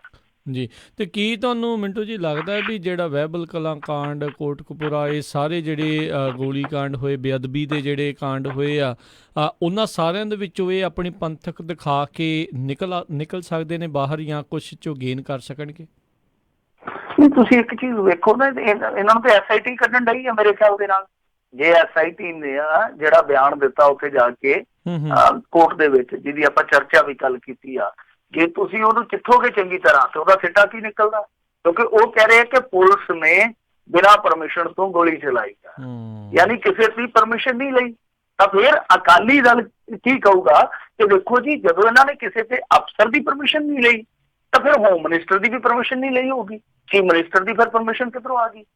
ਤਾਂ ਇਹ ਚੀਜ਼ਾਂ ਜਿਹੜੀਆਂ ਨੇ ਉਹ ਅਕਾਲੀ ਦਲ ਵਾਸਤੇ ਜੋ ਵਾਪਰ ਰਹੀਆਂ ਨੇ, ਠੀਕ ਹੈ, ਹਾਲ ਦੀ ਘੜੀ ਤੇ ਉਹ ਇੰਨੀਆਂ ਸਕਾਰਾਤਮਕ ਨਹੀਂ ਹੈ, ਪਰ ਹੌਲੀ ਹੌਲੀ ਇਹਨਾਂ ਚੀਜ਼ਾਂ ਨੂੰ ਉਹ ਉਲਟ ਵਰਤ ਵੀ ਸਕਦੇ ਆ। ਕਿਉਂਕਿ ਜਿਵੇਂ ਮੈਂ ਤੁਹਾਨੂੰ ਕਿਹਾ, ਦੇਖੋ ਇਹ ਆਪਣੀ ਆਬਜ਼ਰਵੇਸ਼ਨ ਆ, ਤਾਂ ਅਕਾਲੀ ਦਲ ਇਸ ਤੋਂ ਅੱਗੇ ਦੀ ਸੋਚਦਾ ਹੋਏਗਾ, ਉਹਨਾਂ ਦੇ ਕੋਲ ਰਣਨੀਤੀ ਆਪਣੇ ਤੋਂ ਅੱਗੇ ਦੀ ਸੋਚ ਵਾਲੀ ਆ। ਤਾਂ ਕਹਿਣ ਦਾ ਭਾਵ ਹੈ ਕਿ SIT ਨੇ ਜਿਹੜਾ ਬਿਆਨ ਦਿੱਤਾ ਉਹ ਇਹਨਾਂ ਲਈ ਇੱਕ ਹਥਿਆਰ ਵੀ ਬਣ ਸਕਦਾ। ਕਹਿ ਸਕਦੇ ਆ ਕਿ ਦੇਖੋ ਜੀ, SIT ਨੇ ਉੱਤੇ ਕਿਹਾ ਕਿ ਇਹਨਾਂ ਨੇ ਕਿਸੇ ਦੀ ਪਰਮਿਸ਼ਨ ਨਹੀਂ ਲਈ। ਕਹਿਣ ਦਾ ਭਾਵ ਹੈ ਕਿ ਜਿਹੜੇ ਸਪੌਟ ਤੇ ਸੀਗੇ ਪੁਲਿਸ ਵਾਲੇ, ਉਹਨਾਂ ਨੇ ਆਪਣੀ ਮਰਜ਼ੀ ਕੀਤੀ, ਸਾਡਾ ਉਹਦੇ ਚ ਕੀ ਦੋਸ਼ ਆ? ਜੀ, ਫਿਰ ਸੈਣੀ ਦਾ ਬਿਆਨ ਵੀ ਆਉਂਦਾ ਵੀ ਕਹਿੰਦੇ ਆ ਉਹਨੂੰ ਮੰਨਿਆ ਵੀ ਸੀਗਾ ਵੀ ਮੇਰੀ ਗੱਲ ਵੀ ਹੋਈ ਸੀ ਉਦੋਂ, ਸੁਣੇ ਨਹੀਂ। ਉਹਨੇ ਗੱਲ ਕਹੀ ਆ, ਉਹਨੇ ਇਹ ਨਹੀਂ ਕਿਹਾ ਕਿ ਗੋਲੀ ਦਾ ਹੁਕਮ ਦਿੱਤਾ ਕਿਸੇ ਨੇ, ਮੈਂ ਦਿੱਤਾ ਜਾਂ ਚੀਫ ਮਿਨਿਸਟਰ ਨੇ ਦਿੱਤਾ। ਉਹ ਕਹਿੰਦਾ ਕਿ DGP ਚੀਫ ਮਿਨਿਸਟਰ ਨਾਲ ਗੱਲ ਨਹੀਂ ਕਰੂਗਾ ਤੇ ਹੋਰ ਕਿਹਦੇ ਨਾਲ ਕਰੂਗਾ? ਤਾਂ ਕਹਿਣ ਦਾ ਭਾਵ ਇਹੋ ਆ ਕਿ ਇਹ ਹਥਿਆਰ ਵਰਤੇ ਜਾ ਸਕਦੇ ਆ। ਜੋ ਤੁਹਾਨੂੰ ਪਤਾ ਹੀ ਆ ਕਿ ਕਾਨੂੰਨ ਦੇ ਹੁੰਦੇ ਆ ਮੋਰੇ ਖੱਪੇ ਹੁੰਦੇ ਆ, ਜਿਹਨਾਂ ਨੂੰ ਆਪਾਂ ਚੋਰ ਮੋਰੇ ਕਹਿੰਦੇ ਆ। ਇਹਨਾਂ ਦੇ ਵਿੱਚ ਬਹੁਤ ਸਾਰੀਆਂ ਚੀਜ਼ਾਂ ਜਿਹੜੀਆਂ ਅੱਗੇ ਜਾ ਕੇ ਪਲ ਦਰ ਪਲ ਬਦਲ ਜਾਂਦੀਆਂ। ਕਹਿਣ ਦਾ ਭਾਵ ਇਹੋ ਆ ਕਿ ਹਾਲ ਦੀ ਘੜੀ ਤੇ ਕਾਂਗਰਸ ਦਾ ਇੱਕੋ ਹੀ ਜ਼ੋਰ ਆ ਕਿ ਕਿਸੇ ਤਰੀਕੇ ਨਾਲ ਇਹਨਾਂ ਨੂੰ ਹੋਰ ਕਮਜ਼ੋਰ ਕੀਤਾ ਜਾਵੇ ਇਸ ਮੁੱਦੇ ਤੇ। ਪਰ ਕਈ ਵਾਰ ਬੈਕਫਾਇਰ ਹੋ ਜਾਂਦਾ। ਇਹ ਬੈਕਫਾਇਰ ਹੈ ਨਾ ਜਿਹੜਾ ਸਿਆਸਤ ਦੇ ਵਿੱਚ, ਇਹ ਬਹੁਤ ਜ਼ਿਆਦਾ ਨੁਕਸਾਨ ਕਰਦਾ ਸੀ। ਬਿਲਕੁਲ ਬਿਲਕੁਲ, ਕਿਉਂਕਿ ਕਾਂਗਰਸ ਨੇ ਕੀਤਾ ਤੇ ਕੱਖ ਨਹੀਂ ਆ, ਰੌਲੇ ਜਿਹੜੇ ਉਹਨਾਂ ਦੇ ਜ਼ਿਆਦੇ ਆ। ਉਹੀ ਹੈ ਨਾ ਕਿ ਇੱਕ ਮੌਕਾ ਏਦਾਂ ਦਾ ਆਊਗਾ ਜਦੋਂ ਲੋਕ ਜਿਹੜੇ ਆ ਉਹ ਕਾਂਗਰਸ ਦੇ ਦੁਆਲੇ ਹੋਣਗੇ ਕਿ ਉਹਨਾਂ ਨੇ ਜੋ ਕੀਤਾ ਠੀਕ ਕੀਤਾ, ਪਰ ਤੁਸੀਂ ਵੋਟਾਂ ਲੈ ਕੇ ਜੋ ਕੀਤਾ ਉਹ ਉਹਨਾਂ ਤੋਂ ਵੀ ਗਲਤ ਕੀਤਾ। ਜੀ ਜੀ, ਅਗਲੀ ਗੱਲ ਕਰਦੇ, ਕਹਿੰਦੇ ਬੀਬੀ ਜਗੀਰ ਕੌਰ ਨੇ ਵਿੱਚ ਦਰਬਾਰ ਸਾਹਿਬ ਸ਼ਬਦ ਕੀਰਤਨ ਦੇ ਰਾਈਟ ਖਹਿਰੇ ਦਾ ਬਿਆਨ ਹੈ। ਦੇਖੋ, ਸੁਖਪਾਲ ਖਹਿਰੇ ਨੇ ਸਿੱਧੇ ਤੌਰ ਤੇ ਕਿਹਾ ਕਿ 20 ਸਾਲ ਲਈ ਪਟੇ ਤੇ ਦੇ ਦਿੱਤੇ ਇਹਨਾਂ ਨੇ ਰਾਈਟਸ, ਇਹ ਇੱਕ ਮੋਨੋਪੋਲੀ ਕਾਇਮ ਕਰਵਾ ਦਿੱਤੀ ਹੈ। ਤਾਂ ਸੁਖਪਾਲ ਖਹਿਰੇ ਦਾ ਦੋਸ਼ ਹੈ ਜਿਹੜਾ ਇਹ ਤੋਂ ਪਹਿਲਾਂ ਵੀ ਚਰਚਿਤ ਰਿਹਾ। ਉਦੋਂ ਸੁਖਪਾਲ ਸਿੰਘ ਖਹਿਰਾ ਮੇਰੇ ਖਿਆਲ ਦੇ ਨਾਲ ਦੂਸਰੀ ਪਾਰਟੀ ਸੀਗਾ ਜਾਂ ਤੀਸਰੀ ਪਾਰਟੀ 'ਚ ਵੀ ਹੋ ਸਕਦਾ, ਤਾਂ ਉਦੋਂ ਤੋਂ ਹੀ ਇਹ ਦੋਸ਼ ਲੱਗਦੇ, ਚਰਚਾ ਚੱਲਦੀ ਹੈ ਕਿ ਇੱਕ ਵਿਸ਼ੇਸ਼ ਚੈਨਲ ਨੂੰ ਜਿਹਦੇ ਵਿੱਚ ਹਿੱਸੇਦਾਰੀ ਦੀ ਗੱਲ ਖੁਦ ਸੁਖਬੀਰ ਸਿੰਘ ਬਾਦਲ ਮੰਨ ਚੁੱਕਾ ਔਨ ਰਿਕਾਰਡ, ਉਸ ਚੈਨਲ ਨੂੰ ਦਿੱਤੇ ਗਏ। ਯਾਨੀ ਕਹਿਣ ਦਾ ਭਾਵ ਹੈ ਕਿ ਜਿਹੜਾ ਉਹਦਾ ਲਾਭ ਆ ਉਸ ਕੀਰਤਨ ਦਰਬਾਰ ਦੇ ਟੈਲੀਕਾਸਟ ਦਾ, ਉਹ ਬਾਦਲ ਪਰਿਵਾਰ ਨੂੰ ਜਾ ਰਿਹਾ। ਸੁਖਪਾਲ ਸਿੰਘ ਖਹਿਰੇ ਦਾ ਪਹੁੰਚੋਂ ਕੇ ਕਹਿਣਾ ਇਹੋ ਆ। ਤਾਂ ਖੈਰ ਇਹਦੇ ਤੇ ਅੱਗੇ ਬਹੁਤ ਵਾਰੀ ਭਖਵੀਂ ਬਹਿਸ ਹੋ ਚੁੱਕੀ ਆ। ਦੇਖੋ, ਉਹਦਾ ਠੀਕ ਆ ਕਿ ਚਲੋ ਕੋਈ ਟੈਂਡਰ ਨਿਕਲੇ, ਕੋਈ ਬੋਲੀ ਲਾਵੇ, ਉਹ ਕਿਸੇ ਦਾ ਚੈਨਲ ਹੋਵੇ, ਕੋਈ ਵੀ ਚੈਨਲ ਹੋਵੇ, ਕਿਸੇ ਨੂੰ ਕੋਈ ਇਤਰਾਜ਼। ਪਰ 20 ਸਾਲ ਦੀ ਰਾਈਟਸ ਹੁਣ ਤੁਸੀਂ ਦੇਖਿਆ ਹੋਣਾ ਕਿ ਆਮ ਤੌਰ ਤੇ ਤੁਸੀਂ ਬਿਹਤਰ ਜਾਣਦੇ ਹੋ, ਤੁਸੀਂ ਇਸ ਪ੍ਰੋਫੈਸ਼ਨ ਦੇ ਵਿੱਚ ਵੀ ਹੋ, ਕਿ ਜਿੱਦਾਂ ਹੁਣ ਕ੍ਰਿਕਟ ਟੈਲੀਕਾਸਟ ਦੇ ਰਾਈਟਸ ਨਿਕਲਦੇ ਆ, ਕਿ ਅਧਿਕਾਰ ਨਿਕਲਦੇ ਆ, ਬੋਲੀ ਨਿਕਲਦੀ ਆ, ਉਹ ਹੁੰਦੀ ਹੈ ਸਾਲ ਵਾਸਤੇ, 2 ਸਾਲ ਵਾਸਤੇ, ਵੱਧ ਤੋਂ ਵੱਧ 4 ਸਾਲ ਵਾਸਤੇ। ਫਿਰ ਟੈਂਡਰਿੰਗ ਹੁੰਦੀ ਆ, ਫਿਰ ਕੰਪਨੀਆਂ ਬੁਲਾਈਆਂ ਜਾਂਦੀਆਂ, ਉਹ ਕੰਪਨੀਆਂ ਜਿਹੜੀਆਂ ਬੋਲੀ ਦਿੰਦੀਆਂ, ਜੋ ਵੱਧ ਕੇ ਦਿੰਦਾ ਤਾਂ ਰਾਈਟਸ ਜਿਹੜੇ ਆ ਉਹਦੇ ਕੋਲ ਫਿਰ ਉਹਨੇ ਮਿੱਥੇ ਸਮੇਂ ਲਈ ਹੁੰਦੇ ਆ। ਹੁਣ 20 ਸਾਲ ਵਾਲਾ ਫਟਾ, ਇਹ ਤੇ ਵਾਕਈ ਇੱਕ ਚਰਚਾ ਮੰਗਦਾ ਕਿ ਦੇਖੋ, ਪਹਿਲੀ ਗੱਲ ਤੇ ਬਹੁਤ ਸਾਰੇ ਚੈਨਲ ਇਸ ਟੈਲੀਕਾਸਟ ਨੂੰ ਕਰਨ ਵਾਸਤੇ ਤਿਆਰ। ਜਦੋਂ ਬਹੁਤ ਸਾਰੇ ਤਿਆਰ ਆ, ਇਹਦਾ ਮਤਲਬ ਇਹ ਆ ਕਿ ਲਾਭ ਜਿਹੜਾ ਉਹ ਹੋਰ ਵੀ ਹੋ ਸਕਦਾ। ਪਰ ਉਹਦੇ ਵਿੱਚ ਇਹ ਵੀ ਦੇਖਣਾ ਹੋਏਗਾ ਕਿ ਦੇਖੋ, ਇੱਕ ਕੋਈ ਵੀ ਕਾਰਪੋਰੇਸ਼ਨ ਆ, ਕੋਈ ਵੀ ਮੀਡੀਆ ਹਾਊਸ ਆ, ਜਾਂ ਕੋਈ ਵੀ ਅਦਾਰਾ ਆ, ਉਹਦੀ ਇੱਕ ਰੀਚ ਹੁੰਦੀ ਆ। ਤੇ ਜੇ ਮੰਨ ਲਓ ਇਸ ਤਰ੍ਹਾਂ ਦੇ ਟੈਲੀਕਾਸਟ ਖੋਲ ਦਿੱਤੇ ਜਾਣ ਤਾਂ ਪ੍ਰਚਾਰ ਵਧੇਗਾ, ਉਹਦੇ ਨਾਲ ਆਮਦਨ ਵੀ ਵਧੂ। ਇਹ ਸੋਚਣ ਵਿਚਾਰਨ ਦਾ ਵਿਸ਼ਾ। ਪਰ ਇਹਦੇ ਵਿੱਚ ਆਪਾਂ ਨੂੰ ਪਤਾ ਹੀ ਆ ਕਿ ਕਿਸ ਤਰ੍ਹਾਂ ਦੀ ਰਾਜਨੀਤੀ ਚੱਲਦੀ ਹੈ SCPC ਦੇ ਵਿੱਚ। ਸੋ ਸੁਖਪਾਲ ਸਿੰਘ ਖਹਿਰਾ ਦੋਸ਼ ਤੇ ਲਾਉਂਦਾ ਪਿਆ, ਪਰ ਇਹਨਾਂ ਦੋਸ਼ਾਂ ਦੀ ਅੱਗੇ ਬਹੁਤ ਭਖਵੀਂ ਚਰਚਾ ਹੋ ਚੁੱਕੀ ਆ। ਸੋ ਬਣਿਆ ਕੱਖ ਨਹੀਂ, ਕਿਉਂਕਿ ਜਦੋਂ ਤੱਕ SCPC ਦੇ ਵਿੱਚ ਬਦਲਾਅ ਨਹੀਂ ਆਉਂਦਾ ਕੋਈ, ਖਾਸ ਤੌਰ ਤੇ ਜੋ ਸੱਤਾ ਪ੍ਰਬੰਧਨ ਦਾ ਬਦਲਾਅ ਹੁੰਦਾ, ਜਦ ਤੱਕ ਉਹ ਸੱਤਾ ਪ੍ਰਬੰਧਨ ਦਾ ਬਦਲਾਅ ਨਹੀਂ ਹੁੰਦਾ, ਉਦੋਂ ਤੱਕ ਇਹ ਚੀਜ਼ਾਂ ਜਿਹੜੀਆਂ ਬਦਲਣਗੀਆਂ। ਜੀ ਜੀ ਮਿੰਟੂ ਜੀ, ਅਗਲੀ ਖਬਰ ਤੇ ਨਜ਼ਰ ਮਾਰਦੇ, ਕਹਿੰਦੇ ਮਹਾਨ ਕੋਸ਼ ਦੀ ਛਪਾਈ ਤੇ ਪਾਬੰਦੀ ਆਇਦ ਕੀਤੀ ਗਈ ਹੈ। ਦੇਖੋ, ਮਹਾਨ ਕੋਸ਼ ਜਿੱਦਾਂ ਇਹਨਾਂ ਨੇ ਛਪਾਇਆ ਸੀ 3 ਭਾਸ਼ਾ ਦੇ ਵਿੱਚ, ਉਹਦੀ ਤੇ ਡੰਡ ਲਾ ਕੇ ਰੱਖ ਦਿੱਤੀ ਇਹਨਾਂ ਨੇ। ਸਹੀ ਗੱਲ ਆ, ਬੜੀ ਮਹਾਨ ਕ੍ਰਿਤ ਆ, ਕਿਉਂਕਿ ਇਹਦੇ ਤੇ ਅੱਗੇ ਬਹੁਤ ਵਾਰੀ ਚਰਚਾ ਹੋ ਚੁੱਕੀ ਆ। ਇਹਨਾਂ ਨੇ ਜਿਹੜੀ ਉਹ ਛਪਾਈ ਕਰਾਈ ਸੀਗੀ 3 ਭਾਸ਼ਾ ਦੇ ਵਿੱਚ, ਉਹਦੇ ਵਿੱਚ ਬਹੁਤ ਸਾਰੀਆਂ ਊਣਤਾਈਆਂ ਸੀਗੀਆਂ, ਯਾਨੀ ਅਰਥਾਂ ਦੇ ਅਨਰਥ ਕਰ ਦਿੱਤੇ ਗਏ। ਜਦੋਂ ਅਰਥ ਦੇ ਅਨਰਥ ਹੁੰਦੇ ਆ, ਫਿਰ ਤੁਹਾਨੂੰ ਪਤਾ ਹੀ ਆ ਕਿ ਜਿਹੜਾ ਹੋਇਆ ਮਹਾਨ ਕੋਸ਼, ਜਿਹੜਾ ਅਰਥ ਦੱਸਦਾ, ਜੇ ਅਰਥ ਹੀ ਸਹੀ ਨਹੀਂ ਜਾਣਗੇ ਤਾਂ ਫਿਰ ਤੁਹਾਨੂੰ ਪਤਾ ਹੀ ਹੈ ਕਿ ਉਹਦੀ ਜਿਹੜੀ ਮਹਾਨ ਕੋਸ਼ ਦੀ ਮਹਾਨਤਾ ਉਹ ਡਾ ਤੇ ਲੱਗ ਜਾਊ। ਸੋ ਇਹਨਾਂ ਨੇ ਛਪਾਈ ਕਰਵਾਈ ਸੀਗੀ ਯੂਨੀਵਰਸਿਟੀ ਵਾਲਿਆਂ ਨੇ। ਤਾਂ ਹੁਣ ਇਹਨਾਂ ਨੇ ਫੈਸਲਾ ਕੀਤਾ ਕਿ ਭਾਈ ਜੋ ਪੈਸਾ ਗਿਆ, ਜੋ ਤੇ ਲੱਗ ਗਿਆ, ਠੀਕ ਆ। 3 ਭਾਸ਼ਾਵਾਂ ਦੀ ਹੁਣ ਜਿਹੜੀ ਇਹ ਜਿਲਦ ਆ, ਇਹਦੇ ਤੇ ਪਾਬੰਦੀ ਲਾ ਦਿੱਤੀ। ਤਾਂ ਇਹਨਾਂ ਨੇ ਜਿਹੜਾ ਪੈਸਾ ਖਰਚ ਕੀਤਾ, ਉਹ ਲਗਭਗ 2.5 ਕਰੋੜ ਰੁਪਈਆ ਖਰਚ ਕੀਤਾ। ਇਹਦੇ ਵਿੱਚ ਮੇਰੇ ਖਿਆਲ ਦੇ ਨਾਲ ਇੱਕ ਤੇ ਅਨੁਵਾਦਕਾਂ ਨੂੰ ਪ੍ਰਤੀ ਪੰਨਾ 1600 ਰੁਪਈਆ ਦਿੱਤਾ ਗਿਆ ਹੈਗਾ, ਪੁਨਰਗਠਨ ਲਈ 1200 ਰੁਪਈਆ ਦਿੱਤਾ ਗਿਆ, ਤੇ ਪ੍ਰੂਫ ਰੀਡਿੰਗ ਦਾ ਪ੍ਰਤੀ ਪੰਨਾ ਪਰ ਪੇਜ 400 ਰੁਪਈਆ ਦਿੱਤਾ ਗਿਆ। ਵੈਸੇ ਕਿੰਨੇ ਵੱਡ ਭਾਗੇ ਹੋਣਗੇ ਨਾ ਪ੍ਰੂਫ ਰੀਡਰ, ਕਿੰਨੇ ਕਰਮਾਂ ਵਾਲੇ ਹੋਣਗੇ ਅਨੁਵਾਦਕ। ਇੱਕ ਪੇਜ ਦਾ ਦੇਖੋ ਕਿੰਨੇ, ਇੱਕ ਪੇਜ। ਇਹੋ ਜਿਹਾ ਕੰਮ ਮੇਰੇ ਖਿਆਲ ਦੇ ਨਾਲ ਹਰ ਇੱਕ ਬੇਰੁਜ਼ਗਾਰ ਲੋੜਦਾ ਹੋਊਗਾ ਕਿ ਕਿਤੇ ਮੇਰੇ ਹੀ ਇਸ ਤਰ੍ਹਾਂ ਦਾ ਕੰਮ ਆ ਜਾਵੇ। ਤਾਂ ਤੁਸੀਂ ਆਪ ਹਿਸਾਬ ਲਾ ਲਓ ਕਿ 2.5 ਕਰੋੜ ਰੁਪਈਆ ਇਹਨਾਂ ਨੇ ਖੂਹ ਖਾਤੇ 'ਚ ਪਾ ਦਿੱਤਾ। ਤਾਂ ਮੇਰੇ ਖਿਆਲ ਦੇ ਨਾਲ ਦੇਖੋ, ਇਹ ਨਹੀਂ ਹੋਣਾ ਚਾਹੀਦਾ। ਜਿੱਦਾਂ ਹੁਣ ਸਿੰਡੀਕੇਟ ਨੇ ਫੈਸਲਾ ਕੀਤਾ ਕਿ ਨਹੀਂ ਭਾਈ, ਇਹ 3 ਭਾਸ਼ਾਵਾਂ ਦਾ ਮਹਾਨ ਕੋਸ਼ ਹੈ ਜਿਹੜਾ, ਇਹਨਾਂ ਦੀਆਂ ਜਲਦਾਂ ਤੇ ਪੂਰਨ ਤੌਰ ਤੇ ਪਾਬੰਦੀ ਹੈ। ਇਹ ਤੇ ਠੀਕ ਆ, ਇਹ ਫੈਸਲਾ ਠੀਕ ਹੈ, ਸਟੈਪ ਠੀਕ ਆ। ਪਰ ਜਿਨ੍ਹਾਂ ਲੋਕਾਂ ਦੀ ਵਜ੍ਹਾ ਕਰਕੇ ਇੰਨਾ ਰੁਪਈਆ ਜਿਹੜਾ, ਇੰਨਾ ਸਰਮਾਇਆ ਜਿਹੜਾ ਉਹ ਅਜਾਈ ਚਲੇ ਗਿਆ, ਉਹਨਾਂ ਤੇ ਵੀ ਕਾਰਵਾਈ ਹੋਣੀ ਚਾਹੀਦੀ। ਉਹ ਕਿਹੜੇ ਲੋਕ ਸੀਗੇ ਜਿਨ੍ਹਾਂ ਨੂੰ 400 ਰੁਪਇਆ ਜਿਹੜਾ ਪ੍ਰੂਫ ਰੀਡਿੰਗ ਦਾ 1 ਪੇਜ ਦਾ ਦਿੱਤਾ ਜਾ ਰਿਹਾ, ਉਹ ਕੌਣ ਲੋਕ ਸੀਗੇ? ਤੇ ਜੇ ਇੰਨੇ ਪੈਸੇ ਲੈ ਕੇ ਉਹਨਾਂ ਨੇ ਢੰਗ ਨਾਲ ਪ੍ਰੂਫ ਰੀਡਿੰਗ ਨਹੀਂ ਕੀਤੀ, ਮੇਰੇ ਖਿਆਲ ਦੇ ਨਾਲ ਤੇ ਉਹਨਾਂ ਨੂੰ ਦੰਡ ਲਾਉਣਾ ਚਾਹੀਦਾ, ਜੁਰਮਾਨਾ ਲਾਉਣਾ ਚਾਹੀਦਾ। ਇਹੋ ਜਿਹੇ ਬੰਦਿਆਂ ਨੂੰ ਤੇ ਫੜ ਕੇ ਲੋਕਾਂ ਦੀ ਕਚਹਿਰੀ 'ਚ ਲਿਆਉਣਾ ਚਾਹੀਦਾ ਕਿ ਇਹ ਆਪੂ ਬਣੇ ਵਿਦਵਾਨ ਇਹੋ ਜਿਹੇ ਆ ਕਿ ਪੈਸੇ ਜਨਤਾ ਤੋਂ ਠੋਕ ਕੇ ਲਈ ਜਾਂਦੇ ਕੰਮ ਕਰਨ ਦੇ ਵਾਰੀ। ਆ ਇਹਨਾਂ ਦੇ ਨੁਕਸ ਆ ਕਿ ਕਰੋੜਾਂ ਰੁਪਈਆ ਜਿਹੜਾ ਖੂਹ 'ਚ ਚਲੇ ਗਿਆ। ਜੀ ਜੀ ਬਿਲਕੁਲ। ਅਗਲੀ ਮਿੰਟੂ ਜੀ ਗੱਲ ਕਰਦੇ ਹਾਂ, ਤੇ ਨਾਲ ਹੀ ਆਪਣੇ ਸਰੋਤਿਆਂ ਨੂੰ ਦੱਸ ਦਿਓ ਵੀ ਇਸ ਤੋਂ ਬਾਅਦ ਬ੍ਰੇਕ ਆ, ਤੇ ਬ੍ਰੇਕ ਤੋਂ ਬਾਅਦ ਜੇ ਤੁਸੀਂ ਵੀ ਮਿੰਟੂ ਜੀ ਨੂੰ ਜੇ ਸਵਾਲ ਪੁੱਛਣਾ ਚਾਹੋਗੇ ਤਾਂ ਪੁੱਛ ਸਕਦੇ ਹੋ। ਨੰਬਰ ਰਹੇਗਾ 408 272 5200। ਕਹਿੰਦੇ ਸਿਰਸੇ ਨੂੰ ਸਿਰੋਪਾ ਦਬਾਅ ਹੇਠ ਦਿੱਤਾ ਗਿਆ ਭਾਈ ਕੁਲਵਿੰਦਰ ਸਿੰਘ। ਇਹ ਦਬਾਅ ਦੇ ਵਿੱਚ ਬਹੁਤ ਆਉਂਦੇ ਨੇ ਅੱਜ ਕੱਲ੍ਹ। ਹਾਂ, ਬਾਅਦ ਦੇ ਵਿੱਚ ਨਾਲ ਦੀ ਨਾਲ ਨਿਕਲ ਵੀ ਆਉਂਦੇ ਦਬਾਅ 'ਚ। ਸਹੀ, ਫਿਰ ਨਿਕਲ ਕੇ ਦਬਾਅ 'ਚੋਂ ਕਈ ਵਾਰ ਫਿਰ ਕੁਰਨਿਆਂ 'ਚ ਚਲੇ ਜਾਂਦੇ, ਗਿਆਨੀ ਗੁਰਮੁਖ ਸਿੰਘ। ਤਾਂ ਇਹ ਭਾਈ ਕੁਲਵਿੰਦਰ ਸਿੰਘ ਉਹੀ ਨੇ ਜਿਨ੍ਹਾਂ ਬਾਰੇ ਮੈਂ ਤੁਹਾਨੂੰ ਅੱਗੇ ਦੱਸਿਆ ਸੀਗਾ ਕਿ ਜਿਨ੍ਹਾਂ ਨੇ ਅਡਵਾਨੀ ਨੂੰ ਸਰੋਪਾ ਦੇਣ ਤੋਂ ਇਨਕਾਰ ਕਰ ਦਿੱਤਾ ਸੀਗਾ। ਇਹ ਆਪ ਹੀ ਮੰਨੇ ਆ। ਜਸਵੀਰ ਸਿੰਘ ਪੱਟੀ ਦੀ ਰਿਪੋਰਟ ਆ, ਕਾਫੀ ਮਸ਼ਹੂਰ ਨੇ ਪੰਥਕ ਸਭਾ ਦੇ ਵਿੱਚ ਪੱਤਰਕਾਰ, ਉਹਨਾਂ ਦੀ ਰਿਪੋਰਟ ਆ। ਉਹ ਕਹਿੰਦੇ ਕਿ ਇਹ ਮੰਨੇ ਆ ਖੁਦ ਕੁਲਵਿੰਦਰ ਸਿੰਘ ਕਿ ਦਰਬਾਰ ਸਾਹਿਬ ਦੇ ਅੰਦਰ ਕਿਸੇ ਨੂੰ ਸਰੋਪਾ ਨਹੀਂ ਦਿੱਤਾ ਜਾਂਦਾ, ਤੇ ਇਹ ਸਰੋਪਾ ਦੇਣ ਲਈ ਉੱਥੇ ਉਹਨਾਂ ਨੂੰ ਮਜਬੂਰ ਕੀਤਾ ਗਿਆ ਕਿਉਂਕਿ ਗਿਆਨੀ ਗੁਰਮਿੰਦਰ ਸਿੰਘ ਜੀ ਜਿਹੜੇ ਆ ਉਹ ਬਤੌਰ ਗ੍ਰੰਥੀ ਸੇਵਾਦਾਰ ਉੱਥੇ ਸੇਵਾ ਦੇ ਵਿੱਚ ਹਾਜ਼ਰ ਸੀਗੇ, ਤਾਂ ਉਹਨਾਂ ਨੇ ਕਿਹਾ ਕਿ ਜੇ ਬੰਨੀ ਦਾੜੀ ਵਾਲੇ ਸੁਖਬੀਰ ਸਿੰਘ ਬਾਦਲ ਨੂੰ ਸਰੋਪਾ ਦਿੱਤਾ ਜਾ ਸਕਦਾ, ਪਰ ਵੱਟੇ ਮੁੰਨਣ ਵਾਲੀ ਬੀਬਾ ਹਰਸਿਮਰਤ ਕੌਰ ਬਾਦਲ ਨੂੰ ਦਿੱਤਾ ਜਾ ਸਕਦਾ, ਤੇ ਇਹਨੂੰ ਕਿਉਂ ਨਹੀਂ? ਇਹਨੇ ਤਾਂ ਦਾੜੀ ਇਕੱਲੀ ਰੰਗੀ ਆ। ਤੇ ਉਹ ਫਿਰ ਕਹਿੰਦੇ ਆ ਕਿ ਕੁਝ ਮਜਬੂਰੀਆਂ ਹੁੰਦੀਆਂ, ਭਾਈ ਮੇਰਾ ਸਾਲ ਕੋ ਰਹਿੰਦਾ, ਫਿਰ ਮੈਂ ਸੇਵਾ ਮੁਕਤ ਹੋ ਜਾਣਾ, ਇਹੋ ਜਿਹੀਆਂ ਜ਼ਿੰਮੇਵਾਰੀਆਂ ਤੋਂ ਫਾਰਗ ਹੋ ਜਾਣਾ, ਸੋ ਇਸ ਕਰਕੇ ਮਜਬੂਰੀ ਦੇ ਵਿੱਚ ਇਹ ਕੁਛ ਕਰਨਾ ਪਿਆ। ਸੋ ਉਹ ਮੰਨੇ ਆ ਹੁਣ ਜਸਪੀਰ ਸਿੰਘ ਭੱਟੀ ਹੋਰਾਂ ਨੇ ਇਹ ਆਪਣੀ ਰਿਪੋਰਟ ਜਿਹੜੀ ਆ ਉਹ ਪਾਈ ਆ, ਫੇਸਬੁੱਕ ਤੇ ਵੀ ਪਾਈ ਆ।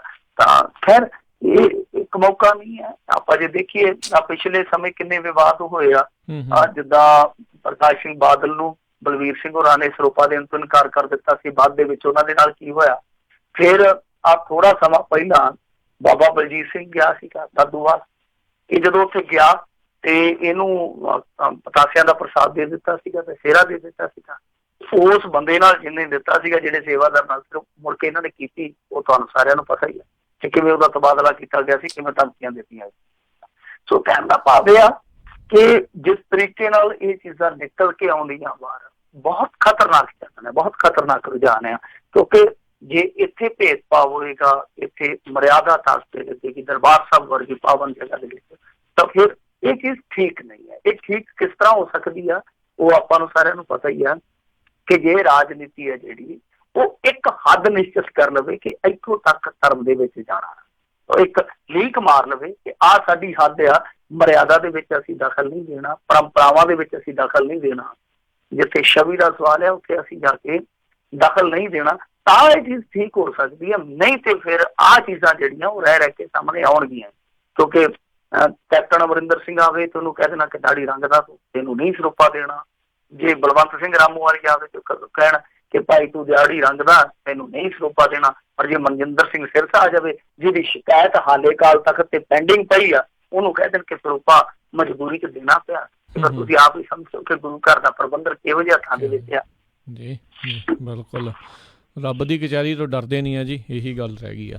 ਤੇ ਮਿੰਟੂ ਜੀ ਆਪਾਂ ਇੱਕ ਬ੍ਰੇਕ ਲੈਂਦੇ ਹਾਂ, ਬ੍ਰੇਕ ਤੋਂ ਬਾਅਦ ਦੇ ਵਿੱਚ ਮੁੜ ਕੇ ਫਿਰ ਵਾਪਸ ਆਉਂਦੇ ਹਾਂ। ਸਰੋਤਿਓ ਜੇ ਤੁਹਾਡਾ ਵੀ ਕੋਈ ਸਵਾਲ ਹੈਗਾ ਤੁਸੀਂ ਵੀ ਮਿੰਟੂ ਜੀ ਨੂੰ ਪੁੱਛ ਸਕਦੇ ਹੋ। ਕਾਲ ਕਰਨ ਦੇ ਲਈ ਨੰਬਰ ਹੈ 408 272 5200। ਇੱਕ ਬ੍ਰੇਕ ਤੋਂ ਬਾਅਦ ਮਿਲਦੇ ਹਾਂ। ਤੁਸੀਂ ਸੁਣ ਰਹੇ ਹੋ KOBO Yuba City 1450 AM, KIID Sacramento 1470 AM, KWRU Fresno 1300 AM, KLHC Bakersfield 1350 AM। ਵਿਹਾਣੀਆਂ ਕੋਕਾ ਕੜਵਾ ਦੇ ਮਾਇਆ ਕੋਕਾ। ਮੈਂ ਕਿਹਾ ਸੁਣਦੇ ਨਹੀਂ ਜੀ, ਮੇਰੀਆਂ ਸਾਰੀਆਂ ਸਹੇਲੀਆਂ ਕੋਲ ਸੋਨੇ ਦੇ ਬੜੇ ਸੋਹਣੇ ਸੋਹਣੇ ਗਹਿਣੇ ਆ, ਇੱਕ ਮੈਂ ਹੀ ਆ ਜਿਹੜੀਆਂ ਪੁਰਾਣੀਆਂ ਜੀਆਂ ਵਾਲੀਆਂ ਪਾਈ ਫਿਰਦੀ ਨੂੰ ਕਿੰਨੇ ਸਾਲ ਹੋ ਗਏ ਆ। ਮੈਨੂੰ ਨਹੀਂ ਪਤਾ, ਮੈਨੂੰ ਵੀ ਸੋਹਣੇ ਸੋਹਣੇ ਗਹਿਣੇ ਬਣਵਾ ਕੇ ਦਿਓ। ਲੈ ਇਹ ਕਿਹੜੀ ਗੱਲ ਆ, ਤੂੰ ਚੱਲ ਬੱਗਾ ਜੁਐਲਰਸ ਦੇ, ਮੈਂ ਤੈਨੂੰ ਹੁਣੇ ਲੈ ਕੇ ਦਿੰਨਾ ਸੋਹਣੇ ਸੋਹਣੇ ਗਹਿਣੇ, ਫਿਰ ਦੇਖੀ ਤੇਰੀ ਵੀ ਸਹੇਲੀਆਂ 'ਚ ਟੌਰ ਬਣ ਜਾਊਗੀ।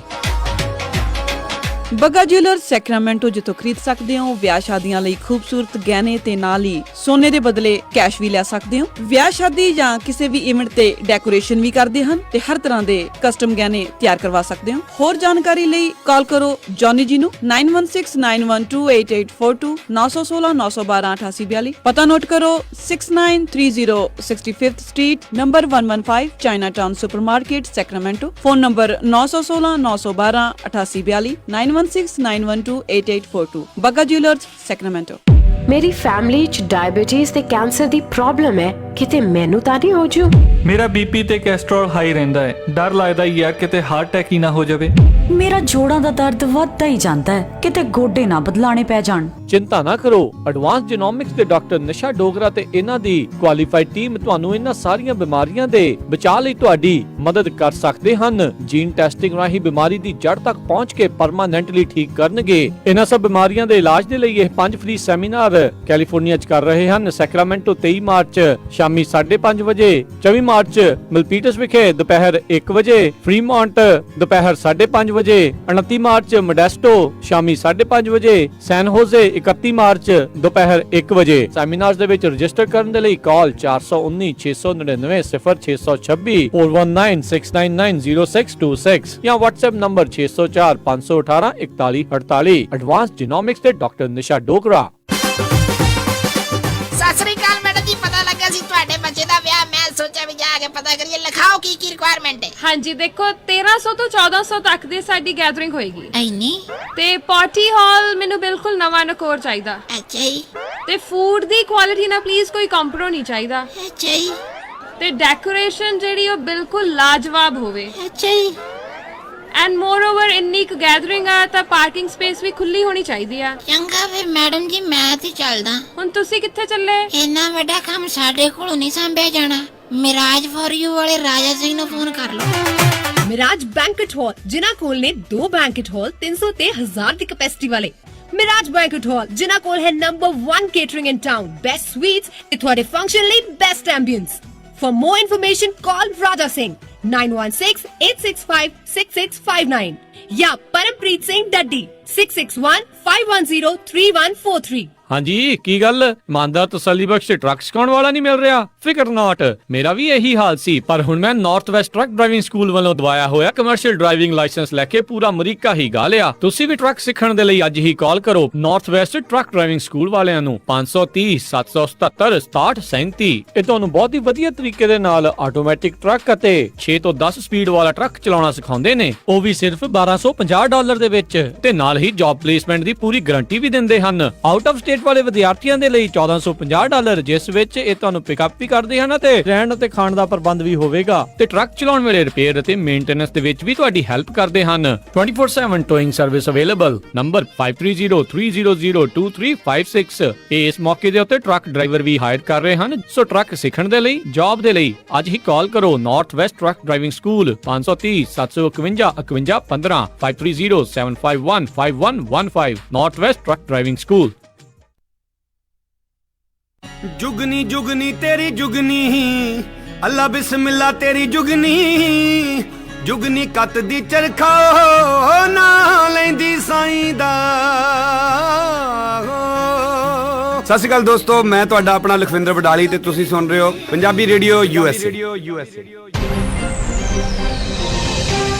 ਪੰਜਾਬੀ ਰੇਡੀਓ USA ਸੁਣ ਰਹੇ ਸਾਰੇ ਸਰੋਤਿਆਂ ਨੂੰ ਇੱਕ ਵਾਰੀ ਫੇਰ ਜੀ ਆਇਆਂ ਨੂੰ ਸਵਾਗਤ ਹੈ। ਸਤਿ ਸ੍ਰੀ ਅਕਾਲ ਮਿੰਟੂ ਜੀ, ਸਵਾਗਤ ਹੈ ਜੀ ਆਇਆਂ ਨੂੰ ਜੀ। ਜੀ ਸ਼ੁਕਰੀਆ ਜੀ। ਸਰੋਤਿਓ ਜੇ ਸਵਾਲ ਕਰਨਾ ਚਾਹੁੰਦੇ ਹੋ ਤੁਸੀਂ ਮਿੰਟੂ ਜੀ ਨੂੰ ਤਾਂ ਕਾਲ ਕਰ ਸਕਦੇ ਹੋ 408 272 52 ਦੇ ਉੱਤੇ। ਆਪਣੇ ਅੱਜ ਦੇ ਮਿੰਟੂ ਜੀ ਪਹਿਲੇ ਕਾਲਰ ਨੇ ਅਵਤਾਰ ਸਿੰਘ ਜੀ। ਸਤਿ ਸ਼੍ਰੀ ਅਕਾਲ, ਸਵਾਗਤ ਹੈ ਜੀ। ਕਰਨਵੀਰ ਜੀ ਤੇ ਮਿੰਟੂ ਜੀ ਸਤਿ ਸ੍ਰੀ ਅਕਾਲ ਜੀ।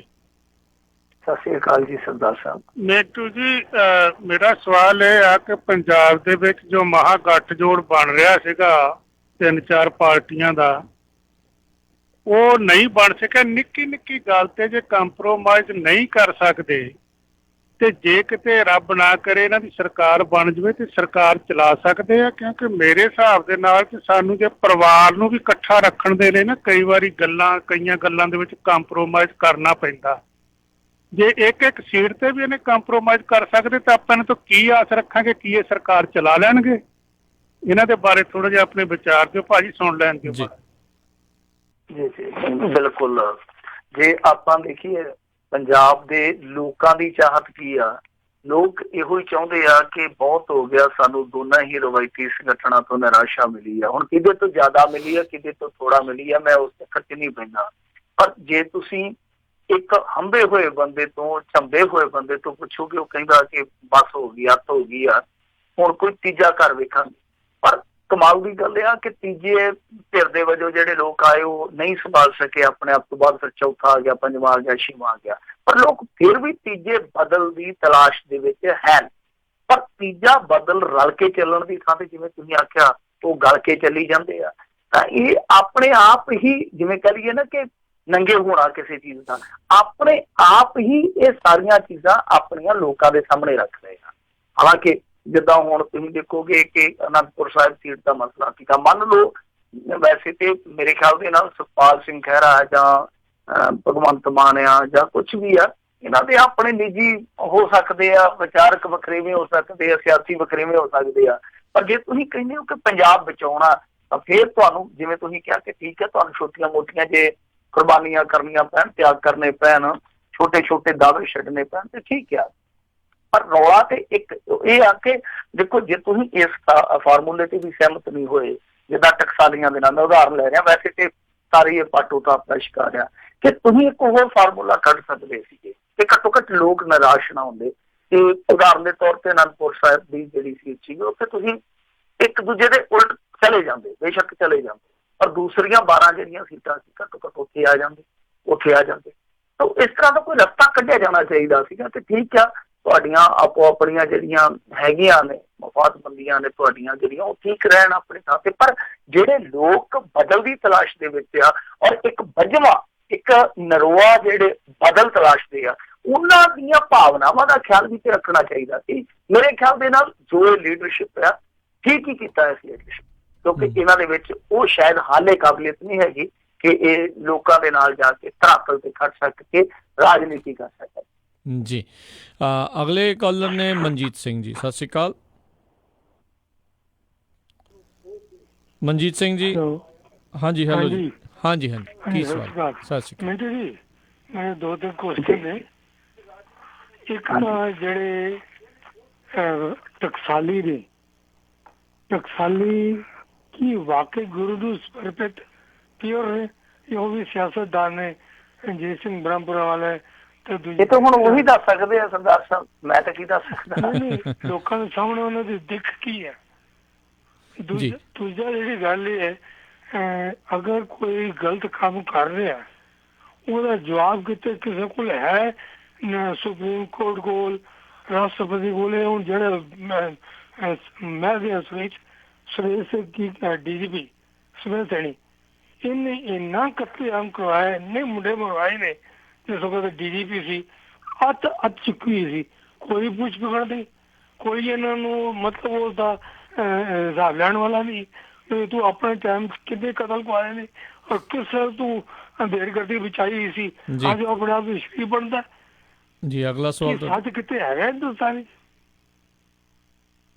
ਜੀ? ਥੈਂਕ ਯੂ ਮਨਜੀਤ ਜੀ। ਦੇਖੋ, ਇਹ ਬਚੇ ਆਉਂਦੇ ਆ ਪਰ ਇੱਥੇ ਜਿਨ੍ਹਾਂ ਲੋਕਾਂ ਨੇ ਇਹੋ ਜਿਹੇ ਕਤਲੇਆਮ ਕੀਤੇ, ਮੈਂ ਤੁਹਾਡੀ ਜਾਣਕਾਰੀ ਨਹੀਂ ਦੱਸ ਦੇਵਾਂ, 25 ਸਾਲਾਂ ਬਾਅਦ 35 ਸਾਲਾਂ ਬਾਅਦ ਵੱਜਣ ਡਏ ਆ। ਇਹ ਨਾ ਆਖੋ ਕਿ ਇਹ ਬਚੇ ਆਉਂਦੇ ਆ। ਜਿੱਦਣ ਇਹ ਕਿੱਲਿਆਂ ਨਾਲ ਵੱਜਣ ਤੇ ਆ ਗਏ ਨਾ, ਫਿਰ ਤੁਸੀਂ ਦੇਖੋ। ਔਰ ਜਿਹੜੇ ਲੋਕ ਕਦੇ ਰੱਬ ਨੂੰ ਟੱਬ ਦੱਸਦੇ ਸੀਗੇ, ਅੱਜ ਕੱਲ ਜੇਲ੍ਹਾਂ ਦੇ ਵਿੱਚ ਡੱਬ ਵੱਜਣ ਡਏ ਆ। ਜਿਨ੍ਹਾਂ ਨੇ ਸਰਵਿਸ ਵੀ ਪੂਰੀ ਕਰ ਲਈ, ਰਿਟਾਇਰਮੈਂਟ ਵੀ ਲੈ ਲਈ, ਪਰ ਬੁਢਾਪਾ ਉਹਨਾਂ ਦਾ ਜੇਲ੍ਹਾਂ ਚ ਗੁਜ਼ਰ ਗਿਆ। ਹਾਲਾਂਕਿ ਸਟੇਟ ਤੁਹਾਨੂੰ ਪਤਾ ਹੀ ਆ ਕਿ ਜਿਸ ਤਰੀਕੇ ਨਾਲ ਚੱਲਦੀ ਆ, ਜੁਡੀਸ਼ਰੀ ਜਿਸ ਤਰੀਕੇ ਨਾਲ ਇੱਥੇ ਚੱਲਦੀ ਆ, ਉਹ ਸਾਰੀਆਂ ਚੀਜ਼ਾਂ ਨਾਲ ਮੈਂ ਸਹਿਮਤ ਹਾਂ। ਪਰ ਜੇ ਆਪਾਂ ਮੰਨ ਕੇ ਚੱਲੀਏ ਕਿ ਸਮੇਤ ਸੈਣੀ ਨੂੰ ਹੋਏਗਾ ਹੀ ਕੁਛ ਨਹੀਂ, ਕਦੇ ਵੀ ਕੁਛ ਨਹੀਂ ਹੋਊਗਾ, ਐਸਾ ਮੇਰੇ ਖਿਆਲ ਦੇ ਨਾਲ ਆਪਾਂ ਧਾਰਨਾ ਬਣਾ ਕੇ ਨਾ ਚੱਲੀਏ, ਕਿਉਂਕਿ ਕੋਈ ਪਤਾ ਨਹੀਂ ਹੈ, ਵਕਤ ਦਾ ਕੋਈ ਪਤਾ ਨਹੀਂ ਹੈ, ਕਾਨੂੰਨ ਦਾ ਕੋਈ ਪਤਾ ਨਹੀਂ ਹੈ। ਇਹਦੇ ਤੇ ਅੱਗੇ ਕੇਸ ਚੱਲਦੇ ਆ। ਔਰ ਇੱਕ ਬੀਬੀ ਸੀਗੀ, ਉਹ ਜਿਹੜੀ ਪਿਛਲੇ ਸਾਲ ਗੁਜ਼ਰੀ, ਮੈਨੂੰ ਉਹਨਾਂ ਦਾ ਨਾਂ ਭੁੱਲ ਗਿਆ, ਮੇਰੇ ਖਿਆਲ ਦੇ ਨਾਲ 94-95 ਵਰਿਆਂ ਦੇ ਸੀਗੇ। ਉਹਨਾਂ ਨੇ ਹਾਰ ਨਹੀਂ ਮੰਨੀ, ਅੰਤਲੇ ਸਾਹ ਤੱਕ ਸਮੇਤ ਸੈਣੀ ਦੇ ਉਲਟ ਲੜਦੇ ਰਹੇ। ਉਹ ਮੁਕੱਦਮਾ ਹਾਲੇ ਵੀ ਚੱਲਦਾ ਹੈ। ਕੱਲ ਨੂੰ ਕੋਈ ਪਤਾ ਨਹੀਂ ਹੈ। ਹਾਂ, ਜਿਹੜਾ ਵਕਤ ਤੇ ਇਨਸਾਫ ਮਿਲਣਾ ਚਾਹੀਦਾ ਹੈ, ਜੋ ਮਨੁੱਖੀ ਅਧਿਕਾਰਾਂ ਦਾ ਕਾਨ ਕੀਤਾ ਗਿਆ, ਜਿਹੜੇ ਲੋਕਾਂ ਤੇ ਕਾਰਵਾਈ ਤੁਰੰਤ ਹੋਣੀ ਚਾਹੀਦੀ ਸੀ, ਉਹ ਸਰਵਿਸਾਂ ਕਰਕੇ, ਉਹ ਦਾਗੀ ਹੋਣ ਦੇ ਬਾਵਜੂਦ, ਉਹ ਜ਼ੁਲਮ ਕਰਨ ਦੇ ਬਾਵਜੂਦ ਇੰਨਾ ਚਿਰ ਲੋਕਾਂ ਦੇ ਪੈਸਿਆਂ ਤੇ ਐਸ਼ ਕਰ ਗਏ। ਇਹ ਇਸ ਕਾਨੂੰਨ ਵਾਸਤੇ, ਇਸ ਸਿਸਟਮ ਵਾਸਤੇ ਬੜੀ ਸ਼ਰਮ ਦੀ ਗੱਲ ਆ। ਜੀ ਬਿਲਕੁਲ। ਉਹਦਾ ਹੁਣ ਦੇਖੋ, ਪਰ ਗੱਲ ਇਹ ਤਾਂ ਸਵਾਲ ਤਾਂ ਫਿਰ ਮਿੰਟੂ ਜੀ ਉੱਠਦੇ ਆ, ਜਦੋਂ ਸੀਮਾਨੰਦ ਵਰਗੇ ਨੂੰ ਸਮਝੌਤਾ ਐਕਸਪ੍ਰੈਸ ਦੇ ਵਿੱਚ ਬੰਬ ਚਲਾਉਣ ਵਾਲੇ ਨੂੰ ਫਿਰ ਜਦੋਂ ਬਰੀ ਹੋ ਜਾਂਦੇ ਆ, ਫਿਰ ਤਾਂ ਹੀ ਲੋਕਾਂ ਦਾ ਵਿਸ਼ਵਾਸ ਕਿਤੇ ਨਾ ਕਿਤੇ ਜਿਹੜਾ ਉਹ ਘਟਦਾ ਵੀ ਆ। ਅਗਲੀ ਜਿਹੜੀ ਗੱਲ ਕਰਦੇ ਆ, ਆਪਣੇ ਜੁੜੇ ਨੇ ਆਪਣੇ ਨਾਲ ਕਾਲਰ ਸ਼ੇਰਗਿੱਲ ਜੀ। ਸਤਿ ਸ਼੍ਰੀ ਅਕਾਲ ਜੀ। ਹਾਂਜੀ ਸਤਿ ਸ਼੍ਰੀ ਅਕਾਲ ਜੀ। ਸਤਿ ਸ਼੍ਰੀ ਅਕਾਲ। ਸਤਿ ਸ਼੍ਰੀ ਅਕਾਲ। ਸਤਿ ਸ਼੍ਰੀ ਅਕਾਲ ਜੀ ਭਾਜੀ। ਮਿੱਠੂ ਹੱਲੇ ਨੂੰ ਦੁਨਿਆਵੀ ਮਾਰ ਪਈ ਆ ਥੋੜੀ ਜਿਹੀ। ਜਦੋਂ ਅਕਾਲ ਪੁਰਖ ਨੇ ਮਾਰ ਮਾਰਨੀ ਆ ਨਾ, ਤਾਂ ਫਿਰ ਤੁਸੀਂ ਔਰੰਗਜ਼ੇਬ ਦਾ ਦੇਖ ਲਓ ਕੀ ਹਾਲ ਆ, ਉਹਦੀ ਹਿਸਟਰੀ ਪੜ੍ਹ ਲਓ। ਮਿੱਠੂ ਜੀ, ਮੇਰਾ ਪਿੰਡ ਨਵਾਂ ਸ਼ਹਿਰ ਜ਼ਿਲ੍ਹੇ 'ਚ ਮੁਕੰਦਪੁਰ ਆ। ਸਾਡੇ ਸਰਦਾਰ ਸੀ, 750 ਏਕੜ ਜ਼ਮੀਨ ਦਾ ਸੀ, ਇਲਾਕਾ ਮੈਜਿਸਟ੍ਰੇਟ ਸੀ, 7 ਪਿੰਡ ਉਹਦੇ ਅੰਡਰ ਸੀਗੇ। ਬੰਗੀ ਕੋਠੀ ਆ, ਨਵੇਂ ਸ਼ਹਿਰ ਕੋਠੀ ਆ, ਇਲਾਕਾ ਮੈਜਿਸਟ੍ਰੇਟ ਕਚਹਿਰੀ ਲਾਉਂਦਾ ਹੁੰਦਾ ਸੀ।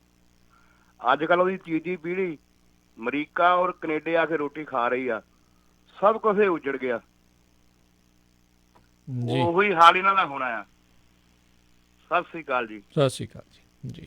ਤੁਸੀਂ ਰਾਏ ਆਪਣੀ ਜਿਹੜੀ ਬਿਆਨ ਕੀਤੀ ਆ, ਤੇ ਅਗਲੇ ਜਿਹੜੇ ਕਾਲਰ ਨੇ ਆਪਣੇ ਨਾਲ ਦਿਲਬਾਗ ਸਿੰਘ ਜੀ। ਸਤਿ ਸ਼੍ਰੀ ਅਕਾਲ ਜੀ। ਸਤਿ ਸ੍ਰੀ ਅਕਾਲ ਜੀ। ਸਤਿ ਸ਼੍ਰੀ ਅਕਾਲ। ਮਿੰਟੂ ਭਾਜੀ, ਮੇਰਾ ਸਵਾਲ ਹੈਗਾ ਪਈ ਆ ਜਿਹੜਾ ਸੁਖਬੀਰ ਸਿੰਘ ਬਾਦਲ ਤੇ ਮਜੀਠੀਆ ਦੇ ਉੱਤੇ ਰਣਜੀਤ ਸਿੰਘ ਜੱਜ ਨੇ ਕੀਤਾ ਸੀ ਕੇਸ, ਉਹਦਾ ਕੀ ਬਣਿਆ? ਦੇਖੋ, ਕੇਸ ਹਾਈ ਕੋਰਟ ਦੇ ਵਿੱਚ ਆ। ਸੁਖਬੀਰ ਸਿੰਘ ਬਾਦਲ ਤੇ ਕਾਫੀ ਇਸ ਸਮੇਂ ਮੁਕੱਦਮੇ ਨੇ, ਜਿੱਦਾਂ ਕਿ ਇੱਕ ਪੁਲ ਬੰਦ ਕਰਨ ਵਾਲਾ ਕੇਸ ਸੀਗਾ, ਉਹ ਵੀ ਕਿਤੇ ਨਾ ਕਿਤੇ ਹੁਣ ਚਰਚਾ ਦੇ ਵਿੱਚ ਆ ਕਿ RTI ਪਾ ਕੇ ਕਿਸੇ ਨੇ ਪੁੱਛਿਆ ਤੇ ਉਹ ਕਹਿੰਦੇ ਜੀ ਅਸੀਂ ਸੁਖਬੀਰ ਸਿੰਘ ਬਾਦਲ ਨੂੰ ਭਾਲਦੇ ਫਿਰਦੇ ਆ, ਪੁਲਿਸ ਵਾਲੇ ਕਹਿੰਦੇ ਮਜੀਠੀਆ ਨੂੰ ਲੱਭਦੇ ਫਿਰਦੇ ਆ, ਯਾਨੀ ਉਹ ਕਾਗਜ਼ਾਂ 'ਚ ਇਹੋ ਜਿਹੀ ਕਾਰਵਾਈ ਕਰੀ ਜਾਂਦੇ ਆ। ਪਰ ਉਹ ਮੁੱਦਾ ਵੀ ਚਰਚਾ 'ਚ ਆ ਗਿਆ। ਫਿਰ ਸਦਨ ਦੀ ਜਿਹੜੀ ਕਾਰਵਾਈ ਹੋਈ ਆ ਉਹਦੇ ਵਿੱਚ ਸੁਖਬੀਰ ਸਿੰਘ ਬਾਦਲ ਤੇ 2 ਮਾਮਲੇ ਬਣੇ ਪਏ ਆ। ਫਿਰ ਜਸਟਿਸ ਰਣਜੀਤ ਸਿੰਘ ਕਮਿਸ਼ਨ ਵਾਲਾ ਜਿਹੜਾ ਮਾਮਲਾ, ਉਹ ਇੱਕ ਲਹਿਦਾ ਮਾਮਲਾ ਜਿਹੜਾ ਹਾਈ ਕੋਰਟ ਦੇ ਵਿੱਚ ਆ। ਉਹਦੀ ਸੁਣਵਾਈ ਕਿੰਨੀ ਤਰੀਕ ਨੂੰ ਆ ਉਹ ਤਾਂ ਮੈਨੂੰ ਪੱਕਾ ਪਤਾ ਨਹੀਂ, ਪਰ ਉਹਦੀ ਸੁਣਵਾਈ ਜ਼ਰੂਰ ਪ੍ਰਵਾਨ ਕਰ ਲਈ ਸੀਗੀ ਹਾਈ ਕੋਰਟ। ਜੀ। ਅਗਲੇ ਕਾਲਰ ਨੇ ਸੰਤੋਖ ਸਿੰਘ। ਸਤਿ ਸ਼੍ਰੀ ਅਕਾਲ ਜੀ, ਸਵਾਗਤ ਹੈ। ਹਾਂਜੀ, ਸਤਿ ਸ਼੍ਰੀ ਅਕਾਲ ਭਾਈ ਜੀ। ਸਤਿ ਸ਼੍ਰੀ ਅਕਾਲ ਭਾਈ। ਮੇਰੇ 2 ਸਵਾਲ ਨੇ। ਇੱਕ ਸਵਾਲ ਤਾਂ ਮੇਰਾ ਇਹ ਆ ਬੈਂਸ ਬਦਲ ਤੇ ਸੁਖਪਾਲ ਖਹਿਰਾ ਜੀ ਵੀ ਕਦੇ ਬਠਿੰਡੇ, ਕਦੇ ਫਿਰੋਜ਼ਪੁਰ, ਕਦੇ ਲੁਧਿਆਣੇ ਦੀਆਂ ਗੱਲਾਂ ਕਰੀ ਜਾਂਦੇ ਨੇ, ਤੇ ਸੁਖਪਾਲ ਖਹਿਰਾ ਨੂੰ ਮੈਂ ਸਮਝਦਾ ਵੀ ਆਪਦੇ ਹਲਕੇ 'ਚ ਇਲੈਕਸ਼ਨ ਕਿਉਂ ਨਹੀਂ ਲੜਦਾ? ਉੱਥੇ ਇਹਨੂੰ ਕੀ ਡਰ ਆ ਕਿ ਉੱਥੇ ਕੋਈ MP ਦੀ ਸੀਟ ਨਹੀਂ ਹੈਗੀ? ਜੇ ਬਠਿੰਡੇ ਪੰਜਾਬ ਜੇ ਬਠਿੰਡੇ ਇਹ ਦੂਜਿਆਂ ਦੇ ਹੱਕ ਮਾਰਨ ਦੀ ਗੱਲ ਕਰਦਾ, ਫਲਾਣੇ ਨੇ ਫਲਾਣੇ ਦਾ ਹੱਕ ਮਾਰਿਆ, ਕਿ ਇਹ ਬਠਿੰਡੇ ਜੇ ਬਠਿੰਡੇ ਜਾਊਗਾ ਤੇ ਬਠਿੰਡੇ ਕਿਸੇ ਉਮੀਦਵਾਰ ਦਾ ਹੱਕ ਨਹੀਂ ਮਾਰੂਗਾ। ਜੇ ਫਿਰੋਜ਼ਪੁਰ ਜਾਊ ਫਿਰੋਜ਼ਪੁਰ ਦੇ ਕਿਸੇ ਉਮੀਦਵਾਰ ਦਾ ਹੱਕ ਨਹੀਂ ਮਾਰੂਗਾ। ਤੇ ਆਪਦੇ ਹਲਕੇ 'ਚ ਦੁਆਬੇ ਦੇ ਵਿੱਚ ਇਲੈਕਸ਼ਨ ਕਿਉਂ ਨਹੀਂ ਲੜਦਾ? ਉੱਥੇ ਨੂੰ ਕੀ ਪ੍ਰੋਬਲਮ ਆ? ਇੱਕ ਤਾਂ ਮੇਰਾ ਇਹ ਸਵਾਲ ਆ ਜੀ। ਦੂਜਾ ਸਵਾਲ ਆ ਜੀ, ਕੁਛ ਲੋਕ ਕਹਿੰਦੇ ਆ ਅਕਾਲੀ ਨੇ ਜੀ, ਆ ਟਕਸਾਲੀ ਨੇ ਜੀ, ਆ ਫਲਾਣੇ ਨੇ ਜੀ। ਮੈਂ ਕਹਿੰਦਾ ਜੀ ਇਹ ਦੇਖੋ 1978 ਤੋਂ ਲੈ ਕੇ ਬਾਦਲ ਨੇ ਜਿੰਨਾ ਪੰਜਾਬ ਦਾ ਕਤਲੇਆਮ ਕਰਾਇਆ, ਦਰਬਾਰ ਸਾਹਿਬ ਤੇ ਅਟੈਕ ਕਰਾਉਣ ਜਿਨ੍ਹਾਂ ਦਾ ਨਾਂ ਆ ਰਿਹਾ, ਤੇ ਇਹਨਾਂ ਨੂੰ ਪੰਜਾਬ ਦੇ ਲੋਕਾਂ ਦੇ ਕਾਤਲ ਕਿਉਂ ਨਹੀਂ ਕਹਿੰਦੇ? ਅਕਾਲੀ ਟਕਸਾਲੀ ਕਿਉਂ ਕਹਿੰਦੇ ਆ? ਇਹ ਮੇਰੇ 2 ਸਵਾਲ ਨੇ। ਧੰਨਵਾਦ। ਦੇਖੋ, ਸੁਖਬੀਰ ਸਿੰਘ ਬਾਦਲ ਨੇ, ਪ੍ਰਕਾਸ਼ ਸਿੰਘ ਬਾਦਲ ਨੇ ਜੋ ਕੀਤਾ ਸੋ ਕੀਤਾ ਹੋਊਗਾ, ਔਰ ਉਹ ਹਾਲੇ ਤੱਕ ਸਾਬਤ ਨਹੀਂ ਹੋਇਆ ਕੋਰਟਾਂ ਦੇ ਵਿੱਚ। ਪਰ ਦੇਖੋ, ਕੋਈ ਪਾਰਟੀ ਥੋੜੀ ਕੋਈ ਇਸ ਤਰ੍ਹਾਂ ਦੀ ਹੋ ਸਕਦੀ ਆ। ਤੁਸੀਂ ਕਿਵੇਂ ਕਿਸੇ ਪਾਰਟੀ ਨੂੰ ਏਦਾਂ ਕਹਿ ਸਕਦੇ ਹੋ? ਇਸ ਪਾਰਟੀ ਦੇ ਵਿੱਚ, ਇਸ ਅਕਾਲੀ ਦਲ ਦੇ ਵਿੱਚ ਵੀ ਤੇ ਬਹੁਤ ਵਧੀਆ ਇਨਸਾਨ ਬੈਠੇ ਆ, ਚਾਹੇ ਕੋਈ ਵੀ ਅਕਾਲੀ ਦਲ ਆ, ਸ਼੍ਰੋਮਣੀ ਅਕਾਲੀ ਦਲ ਅੰਮ੍ਰਿਤਸਰ ਤੋਂ ਲੈ ਕੇ ਕੋਈ ਵੀ ਅਕਾਲੀ ਦਲ ਚੱਕ ਲਓ, ਸਾਰਿਆਂ ਦੇ ਵਿੱਚ ਸਾਰੇ ਚੰਗੇ ਨਾ ਹੋਣਗੇ, ਸਾਰੇ ਮੰਦੇ ਵੀ ਤੇ ਨਹੀਂ ਨਾ। ਮੈਂ ਤਾਂ ਕਿਸੇ ਪਾਰਟੀ 'ਚ ਨਹੀਂ ਇਹ ਕਹਿੰਦਾ ਕਿ ਸਾਰੀ ਦੀ ਸਾਰੀ ਪਾਰਟੀ ਮੰਦੀ ਆ, ਕਿਉਂਕਿ ਅਸੀਂ ਤੇ ਵਹਿੰਦੇ ਰਹਿੰਦੇ ਆ ਕੋਈ ਨਾ ਕੋਈ ਜਿਹੜਾ ਉਹ ਚੰਗਾ ਬੰਦਾ ਨਿਕਲ ਆਉਂਦਾ, ਨਿੱਤਰ ਆਉਂਦਾ। ਹੁਣ ਤੁਸੀਂ ਉਦਾਹਰਨ ਲੈ ਲਓ, ਮੈਂ ਤੁਹਾਨੂੰ ਉਦਾਹਰਨ ਦੇ ਦਿੰਦਾ। ਸੁਖਬੀਰ ਸਿੰਘ ਬਾਦਲ ਦੇ ਮੂੰਹ ਤੇ ਮਾਰ ਕੇ, ਮਤਲਬ ਕਿ ਮੂੰਹ ਤੇ ਚਪੇੜ ਦੀ ਨਹੀਂ ਗੱਲ ਕਰਦਾ, ਮੂੰਹ ਤੇ ਮਾਰ ਕੇ ਗੱਲ ਕਹਿਣ ਵਾਲਾ ਉਹ ਵੀ ਤੇ ਇੱਕ ਅਕਾਲੀ ਵਰਕਰ ਹੀ ਸੀ, ਜਿਹਨੇ ਆਖਿਆ, ਉਹ ਆਡੀਓ ਵੀ ਵਾਇਰਲ ਹੋਈ, ਜਿਹਨੇ ਆਖਿਆ ਕਿ ਪ੍ਰਧਾਨ ਜੀ ਤੁਹਾਡਾ ਫੈਸਲਾ ਸਾਨੂੰ ਲੈ ਡੁੱਬਿਆ, ਸਾਡੀ ਪਾਰਟੀ ਨੂੰ ਲੈ ਡੁੱਬਿਆ। ਉਹ ਵੀ ਤੇ ਅਕਾਲੀ ਹੈ ਨਾ। ਤਾਂ ਇਸ ਤਰ੍ਹਾਂ ਬਹੁਤ ਸਾਰੀਆਂ ਪਾਰਟੀਆਂ ਚੋਂ ਨਿਕਲਦੇ ਆ ਲੋਕ ਜਿਹੜੇ ਆਪਣੇ ਲੋਕਾਂ ਨੂੰ ਗਲਤ ਕਹਿੰਦੇ ਆ ਕਿ ਹਾਂ ਭਾਈ ਤੁਸੀਂ ਇੱਥੇ ਗਲਤ ਹੋ। ਇਹਨਾਂ ਦੇ ਵਿੱਚ ਬਹੁਤ ਸਾਰੇ ਅਕਾਲੀ ਜਿਹੜੇ ਮੂੰਹ ਤੇ ਵੀ ਕਹਿੰਦੇ ਹੋਣਗੇ, ਪਰ ਜਿਹੜੇ ਆਫ ਦੀ ਰਿਕਾਰਡ ਵੀ ਕਹਿੰਦੇ ਆ ਕਿ ਇਹ ਫੈਸਲੇ ਇਹਨਾਂ ਨੇ ਗਲਤ ਲਏ ਆ। ਸੋ ਮੇਰੇ ਖਿਆਲ ਨਾਲ ਕਿਸੇ ਪਾਰਟੀ ਨੂੰ ਨਹੀਂ ਅਸੀਂ ਕਹਿ ਸਕਦੇ, ਪਰ ਹਾਂ ਠੀਕ ਆ, ਇਹ ਜਿੱਦਾਂ ਤੁਸੀਂ ਕਿਹਾ ਕਿ ਤੁਸੀਂ ਕਹਿ ਸਕਦੇ, ਤੁਹਾਨੂੰ ਕੋਈ ਰੋਕੂਗਾ ਨਹੀਂ। ਪਰ ਜਦੋਂ ਤੱਕ ਇੱਥੇ ਅਦਾਲਤੀ ਸਿਸਟਮ ਦੇ ਵਿੱਚ ਕੋਈ ਦੋਸ਼ੀ ਨਹੀਂ ਠਹਿਰਾਇਆ ਜਾਂਦਾ, ਕੋਈ ਕਿਸੇ ਨੂੰ ਕਹਿ ਸਕਦਾ। ਤਾਂ ਦੂਜੀ ਚੀਜ਼ ਜਿਹੜੀ ਤੁਸੀਂ ਕਹੀ ਆ, ਉਹ ਮੈਂ ਭੁੱਲ ਗਿਆ, ਮੈਂ ਵਿਸਰ ਗਿਆ ਜਿਹੜੀ ਪਹਿਲੀ ਗੱਲ ਤੁਸੀਂ। ਸੁਖਪਾਲ ਖਹਿਰਾ ਬੈਂਸ ਹੋਣੀ ਵੀ ਪਰੇ ਜਾ ਕੇ ਇਲੈਕਸ਼ਨ ਲੜਿਆ। ਦੇਖੋ, ਸੁਖਪਾਲ ਖਹਿਰੇ ਨੇ ਇਲੈਕਸ਼ਨ ਲੜਿਆ ਤੇ ਸੀਗਾ ਆਪਦੇ ਪਿੰਡ, ਉਹਦੀ ਭਰਜਾਈ ਖੜੀ ਸੀ ਸਰਪੰਚ, ਉਹਦਾ ਨਤੀਜਾ ਤੁਹਾਡੇ ਸਾਹਮਣੇ ਆ। ਇਹ ਵੀ ਨਤੀਜਾ ਇਹੋ ਜਿਹਾ ਹੀ ਹੋਣਾ ਜਿਹੋ ਜਿਹਾ ਜੱਸੀ ਜਸਰਾਜ ਵਾਲਾ ਹੋਇਆ। ਸੋ ਬਠਿੰਡੇ ਦੇ ਵਿੱਚ ਆ ਕੇ ਉਹ ਇੱਕ ਹਾਈਪ ਖੜੀ ਕਰਨ ਵਾਲੀ ਜ਼ਰੂਰ ਕੋਸ਼ਿਸ਼ ਹੋਊਗੀ, ਪਰ ਇਸ ਕੋਸ਼ਿਸ਼ ਦਾ ਮੈਨੂੰ ਨਹੀਂ ਲੱਗਦਾ ਕਿ ਕੋਈ ਸਾਰਥਕ ਸਿੱਟਾ ਨਿਕਲਣਾ। ਕਿਉਂਕਿ ਦੇਖੋ, ਬਠਿੰਡੇ ਦੇ ਵਿੱਚ ਸੁਖਪਾਲ ਖਹਿਰੇ ਦਾ ਕੋਈ ਆਧਾਰ ਨਹੀਂ ਹੈਗਾ। ਮੰਨ ਲਓ ਕਿਸੇ ਏਰੀਏ ਦੇ ਵਿੱਚ ਕੋਈ ਥੋੜਾ ਬਹੁਤਾ ਪ੍ਰਭਾਵ ਹੋਊਗਾ ਜਿੱਥੇ ਪੁਰਾਣਾ ਆਮ ਆਦਮੀ ਪਾਰਟੀ ਦਾ ਕੱਢ ਰਿਹਾ, ਪਰ ਇਹ ਆਮ ਆਦਮੀ ਪਾਰਟੀ ਦਾ ਵੀ ਤਾਂ ਤੁਸੀਂ ਹਾਲ ਦੇਖ ਲਓ ਨਾ ਕਿ ਲੰਬੀ ਚ ਕੀ ਹੋ ਗਿਆ ਸੀਗਾ। ਫਿਰ ਜੇ ਬਠਿੰਡੇ ਦੇ 2 ਇਲਾਕੇ ਛੱਡ ਦਈਏ, 2 ਚੋਣ ਖੇਤਰ ਛੱਡ ਦਈਏ, ਤਾਂ ਉਹ ਬਹੁਤੇ ਇਲਾਕਿਆਂ ਦੇ ਵਿੱਚ ਆਮ ਆਦਮੀ ਪਾਰਟੀ ਦਾ ਜੋ ਹਾਲ ਜੋ ਆਸ਼ਾ ਆਪਾਂ ਦੇਖਿਆ ਉਹ ਸਭ ਨੂੰ ਸਾਹਮਣੇ ਹੀ ਆ। ਤਾਂ ਉਸ ਤੋਂ ਬਾਅਦ ਤਾਂ ਹੁਣ ਤੁਸੀਂ ਦੇਖ ਲਓ ਕਿ ਕਿੰਨਾ ਗ੍ਰਾਫ ਡਿੱਗਿਆ ਤੇ ਆਪਸ ਦੇ ਵਿੱਚ ਇਹਨਾਂ ਦਾ ਵੋਟ ਸ਼ੇਅਰ ਵੀ ਬਦਲ ਗਿਆ, ਪਲਟ ਗਿਆ, ਕੋਈ ਇੱਧਰ ਹੋ ਗਿਆ, ਕੋਈ ਉੱਧਰ ਹੋ ਗਿਆ। ਤਾਂ ਮੈਨੂੰ ਨਹੀਂ ਲੱਗਦਾ ਕਿ ਸੁਖਪਾਲ ਸਿੰਘ ਖਹਿਰਾ ਦਾ ਇਲੈਕਸ਼ਨ ਲੜਨ ਵਾਲਾ ਹੀ ਫੈਸਲਾ ਸਹੀ ਸੀ। ਜੇ ਤੁਸੀਂ ਮੈਨੂੰ ਪੁੱਛੋਗੇ ਨਾ ਤਾਂ ਮੇਰਾ ਇੱਕੋ ਇੱਕ ਵਿਚਾਰ ਆ ਕਿ ਇਹਨਾਂ ਨੇ ਬਹੁਤ ਕਾਹਲੀ ਕੀਤੀ ਹੈ, ਸਾਰਿਆਂ ਨੇ ਦਲ ਬਣਾਏ, ਬਗਾਵਤਾਂ ਕੀਤੀਆਂ, ਧਾਤਾ ਕੀਤੀ, ਸਾਰਾ ਕੁਛ ਕੀਤਾ ਤੇ ਕਰਾ ਕੇ ਕੋਣਾ ਇਹਨਾਂ ਨੇ ਖੂਚਿਆ। ਇਹਨਾਂ ਨੂੰ ਚਾਹੀਦਾ ਸੀਗਾ ਕਿ ਇਹ ਇਲੈਕਸ਼ਨ ਲੜਨ ਦੀ ਥਾਂ ਤੇ 2022 ਵਾਲੇ ਇਲੈਕਸ਼ਨ ਦੀ ਤਿਆਰੀ ਕਰਦੇ ਔਰ ਲੋਕਾਂ ਦੇ ਨਾਲ ਖੜਦੇ ਜਾ ਕੇ ਜੀ। ਅਗਲੇ ਕਾਲਰ ਨੇ ਕਿਰਪਾਲ ਸਿੰਘ ਜੀ। ਸਤਿ ਸ਼੍ਰੀ ਅਕਾਲ ਜੀ। ਮੇਰਾ ਇੱਕੋ ਸਵਾਲ ਹੈ ਜੀ, ਵਿਰਸਾ ਸਿੰਘ ਬਲਟੋਏ ਬਾਰੇ ਨਹੀਂ ਕੋਈ ਖਬਰ ਦੇਣਾ, ਖਬਰ ਸੁਣੀ ਉਹਦੇ ਬਾਰੇ ਦੱਸੋ ਕੁਛ। ਨਹੀਂ, ਵਿਰਸਾ ਸਿੰਘ ਵਲਟੋਆ ਜੀ ਉਹਦਾ ਇੱਕ ਜਿਹੜਾ ਮਾਮਲਾ ਸੀਗਾ ਡਾਕਟਰ ਤਰਹਿਣ ਦੇ ਕਤਲ ਵਾਲਾ, ਉਹਦੇ ਵਿੱਚ ਉਹਦੀ ਪੇਸ਼ੀ ਹੋ ਗਈ ਆ ਤਾਂ ਇਹਦਾ ਮਤਲਬ ਹੈ ਕਿ ਉਹਨਾਂ ਨੂੰ ਸ਼ਾਇਦ ਹੁਣ ਫਿਰ ਟਰਾਇਲ ਫੇਸ ਕਰਨਾ ਪਊਗਾ, ਕਿਉਂਕਿ ਉਹ ਤੇ ਕਹਿੰਦੇ ਆ ਕਿ ਮੈਂ ਪਹਿਲਾਂ ਬਰੀ ਹੋ ਚੁੱਕਾ, ਕੁੱਟ ਹੋ ਚੁੱਕਾ, ਔਰ ਕਾਗਜ਼ ਕੁਛ ਹੋਰ ਬੋਲਦੇ ਪਏ ਆ।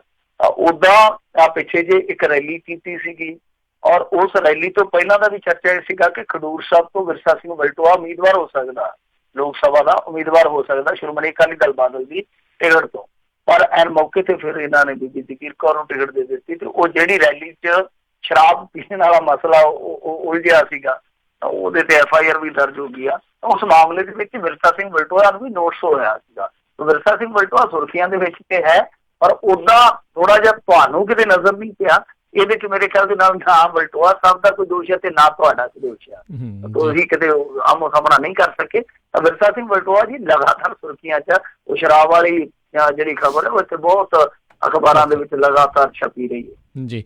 ਅਗਲੇ ਕਾਲਰ ਨੇ ਸੰਦੀਪ ਸਿੰਘ। ਸਤਿ ਸ਼੍ਰੀ ਅਕਾਲ ਜੀ। ਖਾਲਸਾ ਵਾਹਿਗੁਰੂ ਜੀ ਕੀ ਫਤਿਹ। ਵਾਹਿਗੁਰੂ ਜੀ ਕਾ ਖਾਲਸਾ ਵਾਹਿਗੁਰੂ ਜੀ ਕੀ ਫਤਿਹ। ਹਾਂਜੀ, ਗੱਲ ਇੱਦਾਂ ਜੀ, ਮੈਂ ਪੁੱਛਣੀ ਸੀਗੀ ਕਿ ਜਿੱਦਾਂ ਆਪਣੇ ਜਦੋਂ ਅਕਾਲ ਤਖਤ ਤੇ ਇਲੈਕਸ਼ਨਾਂ ਹੁੰਦੀਆਂ ਤੇ ਉਦੋਂ ਸੈਂਟਰ ਤੋਂ ਪਰਮਿਸ਼ਨ ਲੈਣੀ ਪੈਂਦੀ ਜਾਂ ਸੈਂਟਰ ਡਿਸਾਈਡ ਕਰਦੀ ਕਦੋਂ ਹੋਣੀਆਂ ਇਲੈਕਸ਼ਨਾਂ। ਇੱਦਾਂ ਕੋਈ ਜਿਹੜੇ ਬਾਕੀ ਧਰਮ ਨੇ ਜਾਂ ਹੋ ਗਏ ਕ੍ਰਿਸਚਨ ਹੋ ਗਏ, ਮੰਦਿਰ ਹੋ ਗਏ, ਆਪਣੇ ਮਸਜਿਦ ਹੋ ਗਏ, ਇਹਨਾਂ ਦੇ ਚਰਚ ਹੋ ਗਏ, ਇਹ ਉਹਨਾਂ ਵਿੱਚ ਵੀ ਇਹ ਸੈਂਟਰ ਡਿਸਾਈਡ ਕਰਦੀ ਆ ਆਪਣੀ ਇਲੈਕਸ਼ਨ ਦਾ ਕਿ ਇਹ ਸਾਡੇ ਸਿਰਫ ਸਿੱਖਾਂ ਲਈ ਆ? ਬਸ ਇੰਨੀਆਂ ਇਹੀ ਕੁਐਸਚਨ ਸੀ ਜੀ। ਜੀ, ਵਾਹਿਗੁਰੂ ਖਾਲਸਾ ਜੀ ਵਾਹਿਗੁਰੂ ਜੀ ਕੀ ਫਤਿਹ। ਦੇਖੋ, ਇਹ ਜਿਹੜਾ ਹੈਗਾ ਨਾ ਸ਼੍ਰੋਮਣੀ ਗੁਰਦੁਆਰਾ ਪ੍ਰਬੰਧਕ ਕਮੇਟੀ ਦਾ ਢਾਂਚਾ ਇਹ ਹੀ ਆਉਂਦਾ ਸੈਂਟਰ ਦੇ ਅਧੀਨ, ਕਿਉਂਕਿ ਇਹ ਉਹ ਜਿਹੜਾ ਹੈਗਾ ਜੁਡੀਸ਼ੀਅਲ ਇੱਕ ਹੈਗਾ, ਮੈਨੂੰ ਹੁਣ ਨਾਂ ਨਹੀਂ ਆਉਂਦਾ ਉਹਦਾ, ਕਮਿਸ਼ਨ ਵੀ ਹੈਗਾ, ਗੁਰਦੁਆਰਾ ਕਮਿਸ਼ਨ ਹੈ ਬਕਾਇਦਾ। ਸੋ ਇਹਨਾਂ ਲਈ ਅਲੱਗ ਇੱਕ ਢਾਂਚਾ ਤਿਆਰ ਕੀਤਾ ਗਿਆ ਔਰ ਅੰਗਰੇਜ਼ ਰਾਜ ਦੇ ਵਿੱਚ ਇਹ ਢਾਂਚਾ ਤਿਆਰ ਕਰਕੇ ਦਿੱਤਾ ਗਿਆ ਸੀਗਾ। ਇਹ ਬਾਅਦ ਦੇ ਵਿੱਚ ਨਹੀਂ ਹੋਇਆ, ਪਹਿਲਾਂ ਦਾ ਹੀ ਐਕਟ ਪਾਸ ਹੋਇਆ ਹੋਇਆ। ਸੋ ਪਹਿਲਾਂ ਤੋਂ ਲੈ ਕੇ ਹੀ ਇਹ ਇੱਕ ਤਰ੍ਹਾਂ ਨਾਲ ਕਹਿ ਲਈਏ ਕਿ ਕੇਂਦਰ ਦੇ ਮੁਤਹਿਤ ਚੱਲਣ ਵਾਲਾ ਪ੍ਰਬੰਧ ਹੈ ਔਰ ਇਹ ਇੱਕ ਬਹੁਤ ਮੈਂ ਕਹੂੰਗਾ ਕਿ ਨਿਰਾਲਾ ਪ੍ਰਬੰਧ ਹੈ। ਬੇਸ਼ੱਕ ਸਰਕਾਰ ਕਰਦੀ ਹੈ, ਪ੍ਰਕਿਰਿਆ ਪੂਰੀ ਕਰਦੀ ਆ, ਇਲੈਕਸ਼ਨ ਦਾ ਸਾਰਾ ਪ੍ਰੋਸੈਸ ਜਿਹੜਾ ਉਹ ਵੇਖਣਾ ਹੁੰਦਾ ਉਹਨਾਂ ਨੇ, ਪਰ ਉਹਦੇ ਵਿੱਚ ਇਹ ਹੈ ਕਿ ਉਹਨਾਂ ਦਾ ਦਖਲ ਕੋਈ ਨਹੀਂ ਹੈ, ਦਖਲ ਕੋਈ ਨਹੀਂ ਹੈਗਾ ਕਿ ਪ੍ਰਬੰਧ ਇਹਨਾਂ ਨੇ ਚਲਾਉਣਾ, ਪ੍ਰਬੰਧ ਇਹਨਾਂ ਨੇ ਚਲਾਉਣਾ, ਬੰਦੇ ਇਹਨਾਂ ਦੇ ਖੜੂਗੇ, ਇਹਨਾਂ ਦੇ ਬੰਦਿਆਂ ਨੇ ਅੱਗੇ ਫਿਰ ਆਪਣਾ ਪ੍ਰਧਾਨ ਚੁਣਨਾ। ਉਹ ਸਾਰੀ ਇੱਕ ਬਹੁਤ ਵਧੀਆ ਵਿਵਸਥਾ। ਮੈਂ ਤਾਂ ਕਹੂੰਗਾ ਕਿ ਇੱਕ ਨਿਰਾਲੀ ਚੀਜ਼ ਆ ਕਿ ਦੂਸਰੇ ਧਰਮਾਂ ਦੇ ਨਾਲੋਂ ਇਹਨਾਂ ਦਾ ਆਪਣਾ ਇੱਕ ਇਲੈਕਟੋਰਲ ਸਿਸਟਮ ਹੈ ਜਿਹਦੇ ਵਿੱਚ ਇਹਨਾਂ ਕੋਲ ਆਜ਼ਾਦੀ ਹੈ, ਇਹ ਆਪਣੇ ਨੁਮਾਇੰਦੇ ਚੁਣ ਸਕਦੇ ਔਰ ਉਹ ਨੁਮਾਇੰਦੇ ਫਿਰ ਮੁੜ ਕੇ ਇੱਕ ਆਪਣਾ ਪ੍ਰਧਾਨ ਚੁਣ ਸਕਦੇ ਆ। ਪਰ ਰੌਲਾ ਕੀ ਆ ਕਿ ਉਸ ਸਿਸਟਮ ਦਾ, ਉਸ ਪ੍ਰਬੰਧ ਦਾ ਹੁਣ ਮਿਸਯੂਜ਼ ਹੋਣ ਡਿਆ, ਜਿਹਦੇ ਕਰਕੇ ਸਾਰਾ ਸਿਸਟਮ ਹੈ ਉਹਦਾ ਪੱਠਾ ਬੈਠਾ ਪਿਆ। ਜੀ ਜੀ ਬਿਲਕੁਲ। ਤੇ ਮਿੰਟੂ ਜੀ ਬਹੁਤ ਬਹੁਤ ਤੁਹਾਡਾ ਧੰਨਵਾਦ ਕਰਦੇ ਹਾਂ, ਤੁਸੀਂ ਸਾਡੇ ਨਾਲ ਜੁੜੇ, ਸਰੋਤਿਆਂ ਦੇ ਸਵਾਲਾਂ ਦੇ ਜਵਾਬ ਦਿੱਤੇ, ਖਬਰਾਂ ਦੇ ਉੱਤੇ ਜਾਣਕਾਰੀ ਦਿੱਤੀ। ਅਗਲੀ ਵਾਰ ਤੱਕ ਲਈ ਬੜੀ ਮਿਹਰਬਾਨੀ, ਪਿਆਰ ਭਰੀ ਸਤਿ ਸ਼੍ਰੀ ਅਕਾਲ ਜੀ। ਸਤਿ ਸ਼੍ਰੀ ਅਕਾਲ ਜੀ। ਤੇ ਸਰੋਤਿਓ, ਇੱਥੇ ਹੀ ਸਾਡਾ ਅੱਜ ਦਾ ਪ੍ਰੋਗਰਾਮ ਖਬਰ ਦਾ ਨਜ਼ਰ ਸਮਾਪਤ ਹੈ। ਮਿਲਦੇ ਹਾਂ ਅਗਲੀ ਵਾਰ, ਉਦੋਂ ਤੱਕ ਲਈ ਮੇਰੇ ਵੱਲੋਂ ਵੀ ਆਪ ਸਭ ਨੂੰ ਸਤਿ ਸ਼੍ਰੀ ਅਕਾਲ। ਜਿਉਂਦੇ ਵਾਸਤੇ ਰਹੋ, ਹੱਸਦੇ ਖੇਡਦੇ ਰਹੋ, ਸੁਣਦੇ ਰਹੋ ਪੰਜਾਬੀ ਰੇਡੀਓ USA।